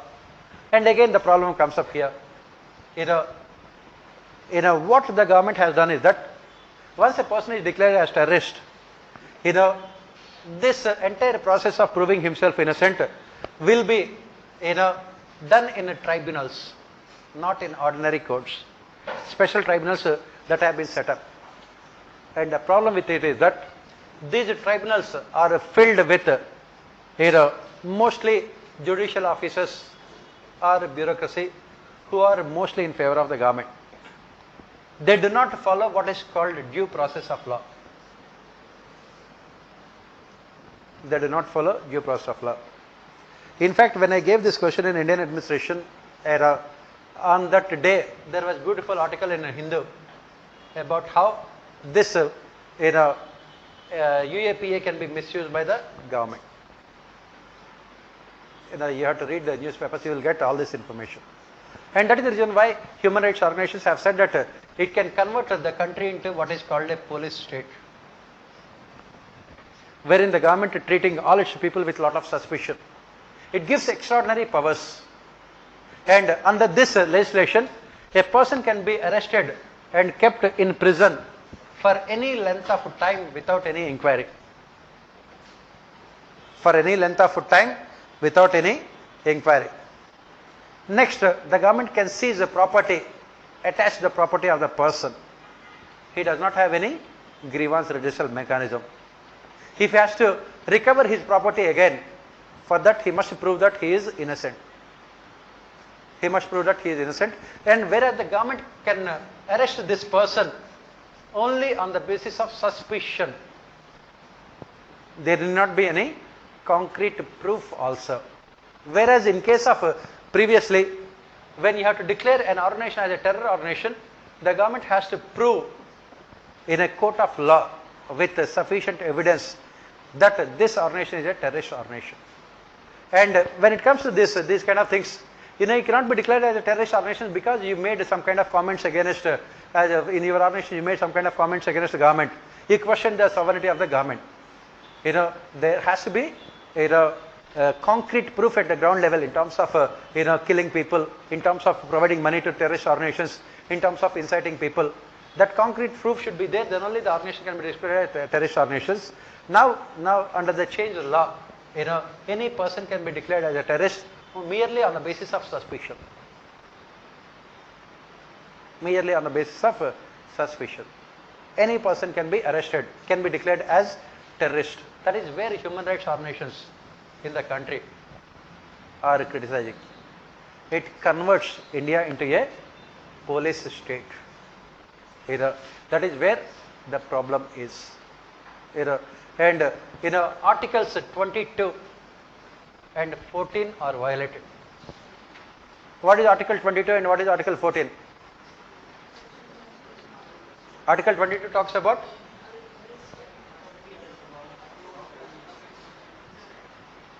preventive detention. Yes. And Article 14? Right to equality. Yes. And both Article 14 and Article 22 are violated here. Once you are declared as a terrorist, you will always be discriminated against by the government without any sufficient proof. And preventive detention. Under this, this UAPA, the government can arrest you on suspicion, and you will not have any fair trial also. You can be arrested by the government for any length of time without any inquiry, clearly violating your freedoms under Article 22. That is where the problem. That is what, and then as part of this, NIA officers, even an inspector working in NIA can take decisions related to them. There is scope for more misuse. In case of earlier law, only the director, an officer of the rank of DGP, DG in NIA can take these decisions. Now, lower level rank officers also can take these decisions with there is scope for more misuse also. That is the reason why this UAPA has been strongly opposed. And due process of law is not followed. Because in tribunals, as I said, as we discussed, tribunals do not follow the established procedures of ordinary judiciary. That is where the problem is. And there is no time limit also. For any of these things, there is no time limit. Once you are arrested, you will be arrested forever. That is where the problem is. It can result in draconian state in the name of safety and security of the citizens. The government says that it is required because of the conditions prevailing in the country. When we have so many terrorist and secession movements that are going on in the country, we require these kind of legislations. That is what. And what is your conclusion? What is your conclusion? You can say that we can have these kind of laws. Definitely, they are required from the point of view of ensuring the unity and integrity of the nation. But there must be some safeguard mechanisms also to prevent the misuse of these laws. That is what your conclusion should be.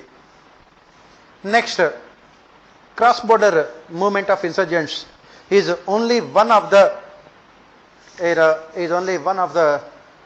several security challenges facing the policing of the border in northeastern India. Examine the various challenges currently emanating from across the India-Myanmar border. Also discuss the steps to counter those challenges. Obviously, cross-border insurgency, terrorism, is one of the major law and order issues. Sometimes in this year's paper they have asked both the things: terrorism in Jammu and Kashmir and insurgency in the northeast also, as part of internal security. Now, what are the problems between India and Myanmar? Apart from illegal migration, what are the other problems? Let us see what are the other problems. Again, this is very simple because when you are preparing for internal security, this is one topic which you have to prepare extensively, because in Myanmar and India, the relationship is so peculiar that it becomes almost impossible to ensure proper law and order in that particular area. Why? Let us see. First one is drug trafficking. The problem is drug trafficking. This Myanmar-India border falls in this zone of what is called golden triangle. Golden triangle. It goes through this place. So drug trafficking is most important. Not only drug trafficking, illegal arms trade, guns and other ammunition. This is one problem. Second one is crossing the border. Second problem is crossing the border. What is happening is that these militants, what they are doing is that they commit the crime in India, immediately they cross the border. Why? Because it is not like constructing a compound wall. What is the problem? Whether it is Indo-China border or India and this northeast states, especially the Myanmar border. Hilly region, mountain region, full of forests. Can you, just construct a wall there? It is not possible. So what do? They commit the crime here, immediately go to those places. On the other hand, they commit the crime in their country and they come here. This is second problem, crossing the border. Next problem is related to this one, border agreement between India and Myanmar, 1967.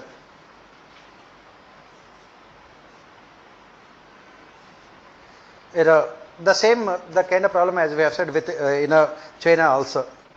In this 1967 border agreement has not been fully implemented by either India or Myanmar. That means we have not recognized clearly the borders. What is India's border and what is Myanmar's? So India always say that we'll go 10-15 kilometers into Myanmar and say that it belongs to us. Myanmar will say the same thing. Since India is a much bigger country, India will do these things in a much more frequent manner. Recently also, Indian army went into Myanmar and killed the militants also there. Next problem is free movement regime. As part of the border agreement, we have one agreement, that is free movement regime. Free movement regime, REGIMA, wherein the tribals are permitted to cross the border. 16 kilometers is called what you call free movement regime. That means tribals from Myanmar can enter into India, Indian can enter into Myanmar. And for these 16 kilometers, neither Indian and nor Myanmar security forces are operating here, because it is called a free movement area. They can go here, they can come there. It is free movement, and that is where again major issue, because maximum amount of crimes are committed here only. And when India recently went into Myanmar, we went into these 16 kilometers only and killed the militants there. Sometime back, 2 years back, this is what happened. Before India ventured into Pakistan, Balakot strikes, we had conducted experiments in Myanmar. Our Indian army went into their country and they killed the militants there. Next problem is, as I said, the problem is the terrain. Very, very difficult terrain. Very, very difficult terrain.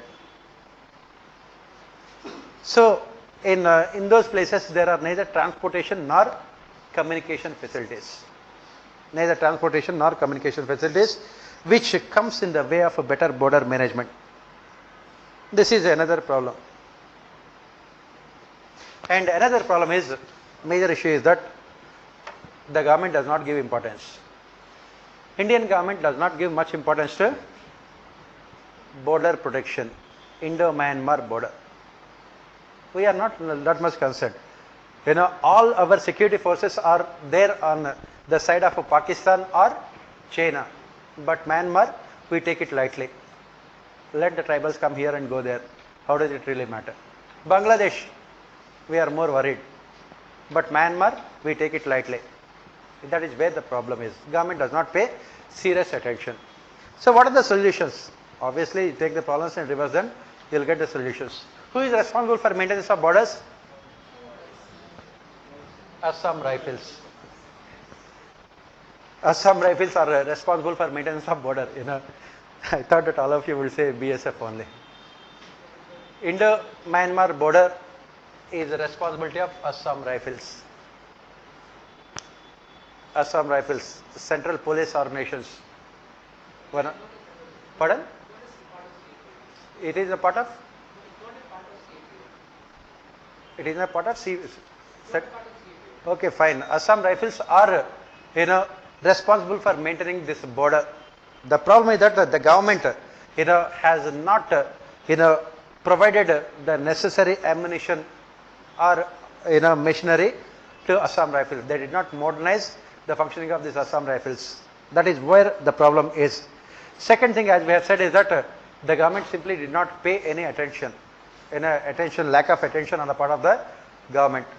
So, if you look at all these problems, the solution lies in, what should the government do? Government should involve the local tribals. That is the only solution, because you don't have the sufficient strength also to tackle these problems. So you have to involve the locals. That is the reason why in recent times, if you look at in northeastern states, in northeastern states, the chief ministers are deliberately or consciously, asking the local people to identify the foreigners, so that they can be deported to their original countries. That is what is happening after BJP came to power in northeastern states. That is what is happening. Otherwise, as I said, it's basically the textbookish solutions. Give more arms, ammunition, improve technology, and ensure continuous vigilance, and involve the locals, and demarcate the border areas better.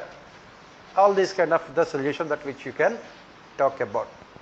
So again, as I said that some of these questions which you can answer very easily, because some of them are factual, but the rest of them require good amount of analysis for this paper. And let us look at these social issues also. Very briefly we can discuss the social issues. Again, if you look at all the 6 questions that were asked in your paper 1 as part of social issues, it does not require any kind of preparation. Whatever the number of books that you study, you will not answer any of those questions. If you don't study, you will answer all them very well. That is what we study. We say ignorance is a bliss where knowledge is a vice. Okay. If you don't know anything, you will write something. What makes Indian society unique in sustaining its culture? I kept on asking this question in our classes for so many times. Why our culture is so unique? Why we are able to sustain our culture for 5,000 years? That is what we say. First one is, openness. We are open to all kinds of cultures. We have the ability to assimilate divergent cultures. Second one is tolerance. We have so much of tolerance for diversity. As I said, if you, some time back when we discussed in our classes, what we have said is that, how do you define Hinduism? What is the definition of a Hindu? If you are a Muslim, we know. We can identify a Muslim in terms of his customs and traditions and everything. You can identify a Christian. You have to read Bible. You have to go to church. And you have to accept, if you are a Catholic, you have to accept the authority of Roman Catholic Church. Muslim means you have to perform namaz 5 times in a day and read Quran. What is a Hindu?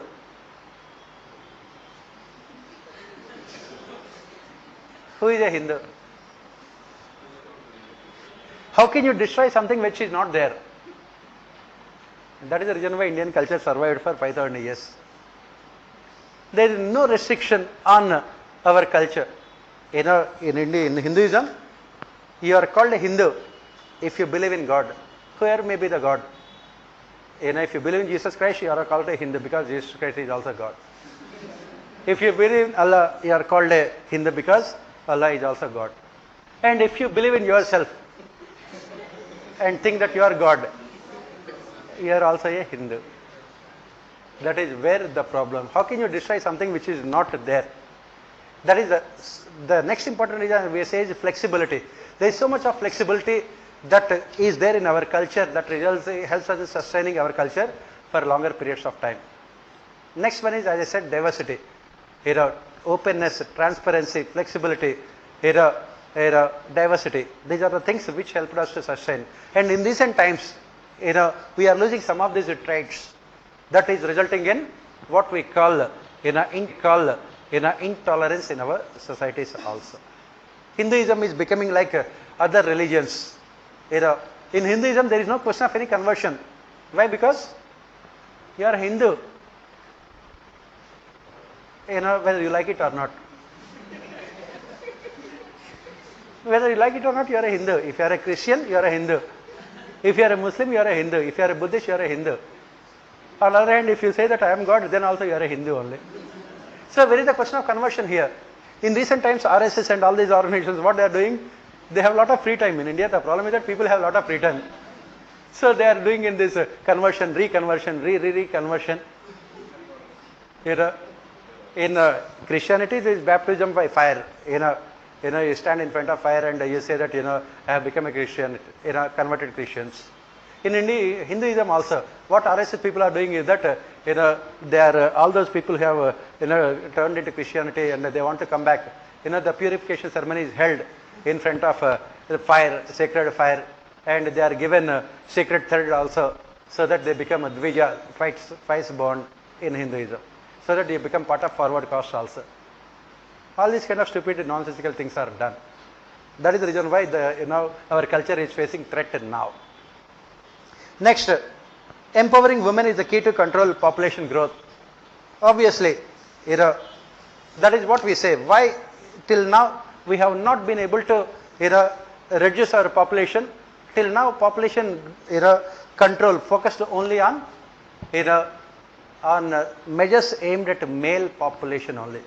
In India, unfortunately, women are never given any freedom to decide any aspect of their life. Unfortunately, that is what we say, patriarchal societies, feudal societies. Women not given any freedom to decide when they should marry, whom they should marry, and what about their family. And that is the reason why we have a huge amount of population growth. Especially, you look at the states which are socially, culturally poor are the ones which have huge amount of population growth rates also. I don't have to tell you what are they. We talk about them so many times.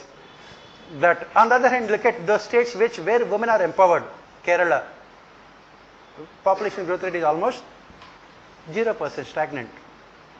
That is what empowerment of women is closely linked to reducing population. Why? Because when empowerment of women means educating them, providing employment to them.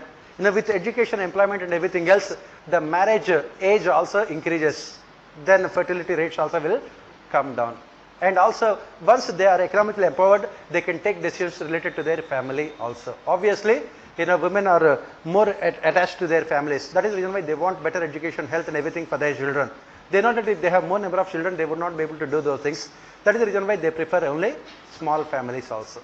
You have to write about all these things. Next, what are the challenges to our cultural practices in the name of secularism? This question has come in for a lot of criticism. If you happen to read newspapers, on social networking website, everywhere else, BJP is trying to impose its ideology. Indian Express, if you happen to read newspapers, there are articles wherein all those IAS officers who have taken retirement started coming out, and they said that how can they ask these kind of questions. Basically, it is about perceived knowledge of those people. Now the question here is, let us try to understand the question first. What are the challenges to our cultural practices in the name of secularism? What do you mean by what do you understand by this?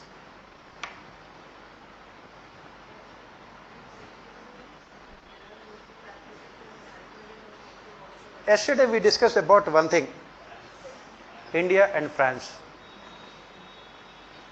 Unfortunately, in India also we are moving towards like what the French society is. Lot of things, lots of things. For example, entry of women into temples. In the name of secularism, Supreme Court, what we call it as constitutional morality. The age-old tradition of not allowing women into the temple in Shabarimala was violated. We are not saying whether it is good or bad. It's a different question. But in the name of secularism, our cultural practices are facing definitely challenges. That is what we are saying. Similarly, take the case of triple talaq or uniform civil code, or the cultural practices. For example, this cow slaughter. Now what is happening is that earlier we talked about food processing industry. In recent times, in food processing industry in India faced so much of challenge. Why? Because most of the states in India, they have banned cow slaughter. That is what I am saying. Not only they banned slaughtering of cows, they also banned export of meat also. They banned export of meat also. That is the reason why Uttar Pradesh state government, they used to get thousands of crores of rupees of revenue, running into almost 80,000 crores of rupees of revenue every year. It had lost because the state government officially closed all the slaughterhouses. Okay. Again, that is the problem here. The problem here is that should we follow your cultural practices or should you be secular? That is where the problem is. If you are talking about secularism, if you are talking about scientific rationality and everything else, they should not. These are all only beliefs which do not have any rational basis, right? But again, can you simply ignore all these things in the name of scientific temper? That is where the problem. Similarly, take case of in Mumbai, this masjid is there, Haji Ali Masjid, I think, where women are also not allowed. They are again. So you can see all these things. Another thing is that the cultural practices. Women normally, we have patriarchal families, but women are not given any share in the family property or anything else. In terms of divorce and everything else also, take the case of marital rape. The government is not willing to recognize this marital rape. Why? Because the government believes that it is not a crime, but it is a crime, right? Yes, this kind of cultural practices should be removed, some of them, but the government is not willing, because the government is not willing to be secular also. The government does not want to be completely secular also. On the one hand, if the government becomes secular, there are some problems to cultural practices. On the other hand, if the government does not become secular, it creates more problems also. We don't know how to find solutions. That is the reason why government is becoming what is called selective in its interpretation. The government wants this triple talaq practice to be abolished, which is good, which is fine. But the government gives, in the same manner, does the government makes this marital rape a crime? They don't. Similarly, does the government makes it mandatory for families to give a share in the property to women? But it is not implemented. That is what? That is where the problem is. Similarly, the government does not want to touch some of the religious customs and traditions of either minorities or majorities for fear of backlash. That is where again the problem is. Again, at the end of the day, what we are saying here is that it is a wrong interpretation of secularism that is creating problems. If you have to be secular in everything that you do, but selective interpretation of secularism, it is causing problems to, challenges to cultural practices. That is where the issue here is. Next, do we have cultural pockets of small India all over the nation? Elaborate with examples. What do you mean by that?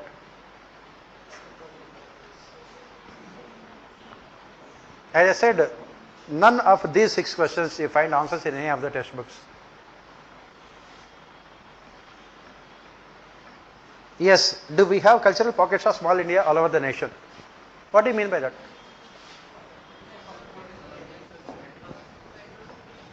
Pardon? Metro. Delhi Metro or Bombay Metro? what is the definition of India? India is a multicultural, multi-ethnic, multi-religious, multilingual, in a multi-racial, multi-caste and professionals. That is what we say. India is defined in terms of its diversity. Now the question says that, can you find this kind of diversity, cultural pockets of small India all over the nation? Earlier, this diversity is restricted only to metropolitan cities. Metropolitan cities are what we call small nations. You take the case of Bangalore. What is the language spoken by people in Bangalore? Kannada is minority. They speak all kinds of languages. Why? Because it is a multicultural society. Take the case of Mumbai. Marathas are in minority. That is the reason why Shiv Sena, he is there near the railway stations to welcome the people. That is where. And the other day, this BJP in Delhi talked about NRC for Delhi also. Arvind Kejriwal has said that if you talk about NRC, the first person should be leaving is Biharis and UPs. That is what all our cities, metropolitan cities are full of these migrants. Now the question here is that thanks to liberalization and globalization that has taken place in the country, this migration has spread to even small towns and tier 2, tier 3 cities also. You can see these what we call cultural pockets of small India all over the nation. Again, for this, as I keep on saying, you don't have to go beyond economic survey. Last year economic survey talked about this migration. One full chapter was devoted to migration of people. That is where these statements are picked up. Never go beyond economic survey. That is what we are witnessing, is that we can see small India in almost all the parts of the countries. That is the reason why deeper inside Tamil Nadu, they will be celebrating the festivals of North India. Why? Because people went there and they settled. After liberalization, huge amount of migration has been seen from North India to south and western parts of the country, because that is where maximum amount of development had taken place. And then people from south come to this North India because Delhi is the capital, administrative capital of the country. Because of this, because of which, what is happening is that you go to any place in India, it is called a small India with so much of diversity. You take the case of Delhi, they celebrate all kinds of festivals. The festivals which normally are celebrated in South India as well as in North India. For example, the coming this Dashera, it is mostly celebrated in Bengal, but nowadays you can see celebrating. For example, similarly take the case of this Ganesh Chaturthi festivals. It is mostly in Bombay, but it has spread to all over the country now. That is what we say, cultural diversity has spread thanks to migration. And this migration is because of liberalization and globalization. Next, what are the continued challenges for women in India against time and space? As I said, if you know about women, you will be empowered. Okay. As we keep on saying. So what are the challenges for women in India against time and space? What do you mean by that? First of all, what have you understood by this question?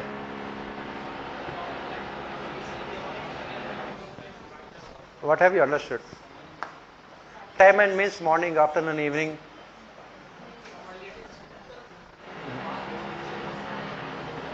Pardon?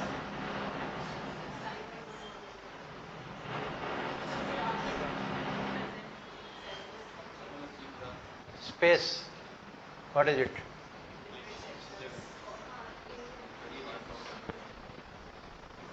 public, private, official. Private means within the household. Public means on roads and everywhere else. And then within working places, women face challenges. Within the household, as I said, they don't have any protection also. Because of, as we discussed, sexual violence, most of the cases of sexual violence are committed by relatives and friends only. And then public, as you know, sexual violence has increased against women in public. And then within the workplaces also, harassment, sexual harassment at workplace. They have to face all these challenges. This is the reality of the life of a modern woman. There is no safety and security. There is no safety and security. And then when it comes to time, what are we talking about here? When it comes to time, what we are talking about here is the continuation of these parochial attitudes, irrespective of the times we live in. Unwillingness on the part of other members of the society to change themselves according to the present times. On the one hand, society is developing very fast. On the other hand, people are not willing to change themselves. Whoever may be, we are not talking about only males, we are talking about women also. Women also are not willing to change themselves according to the time also. Changing times. Why? Because as we said, that is what they say, you talk about negative as well as positive, negative forms of security and positive. Negatively, women, they live with so much of fear. That is the reason why we don't see participation of women either within the family or outside family also. Even though the times have changed very much. Even though we are talking about women empowerment and women development, gender development, everything else. And because as I said, there is no guarantee safety and security. And positively, they do not want to take up any kind of challenges or risks in their life. Why? Because society has different standards for men and women. Within the families also you have different standards. Why? Because people are not willing to change themselves according to the time. They are mostly status quoist in their behavior. They are mostly status quoist. That is where the problem again has come up. That is why the challenges, they have to overcome this challenge related to time and space. How can they overcome the challenges? As we said, it is the society as well as the government that must take measures. As we discussed yesterday also, in terms of local self-governments, first and foremost is that the basic that the government must do is ensuring safety and security. Then only all other things can come into picture. Providing education, health, employment, everything comes secondary. Then only, that is what we say empathy. The governments must have. Why? Because the governments do not take any measures, because in India women are not what we call a powerful pressure group. Unlike scheduled castes or scheduled tribes or minorities or anyone else. Next, come to the last question. Are we losing our local identity for the global identity? That is what we discuss all the time. Impact of globalization on our culture. In the name of globalization, are we losing our identity itself? In the present day societies, how this globalization has impacted our culture. If you, as we say, always say, if you are hungry, you must eat pizzas and burgers. If you are thirsty, you have to drink Shah Rukh Khan or Salman Khan, Pepsi or Coke. And if you are angry, you have to abuse the other person only in English language. On the other hand, if you are hungry, if you eat parathas, if you are thirsty, if you drink lassi, and if you are angry, if you use Punjabi language, you are called, you know what? Are we losing our, local identities in the name of global identity. That is what we are saying. That is what we are saying. That is what we said. That is what we are saying. Obviously, we said that this is not the case. Definitely this globalization has impacted our traditions, customs and culture, but we are able to retain our own identity also. That is the reason why we said that a new term had come up, globalization. Globalization plus localization. Think globally and act locally. There is absolutely, on the other hand, what we are doing? We are corrupting the rest of the world. In the United Kingdom, their favorite food no longer is what is called fish and chips. United Kingdom, their favorite food is fish and chips because it's a coastal country. So the favorite food is fish. Now it has changed. It is what is called chicken tikka masala. In UK, people are speaking more Indian languages at any point of time than English. And English would become a minority language in UK after 50 years. Punjabis.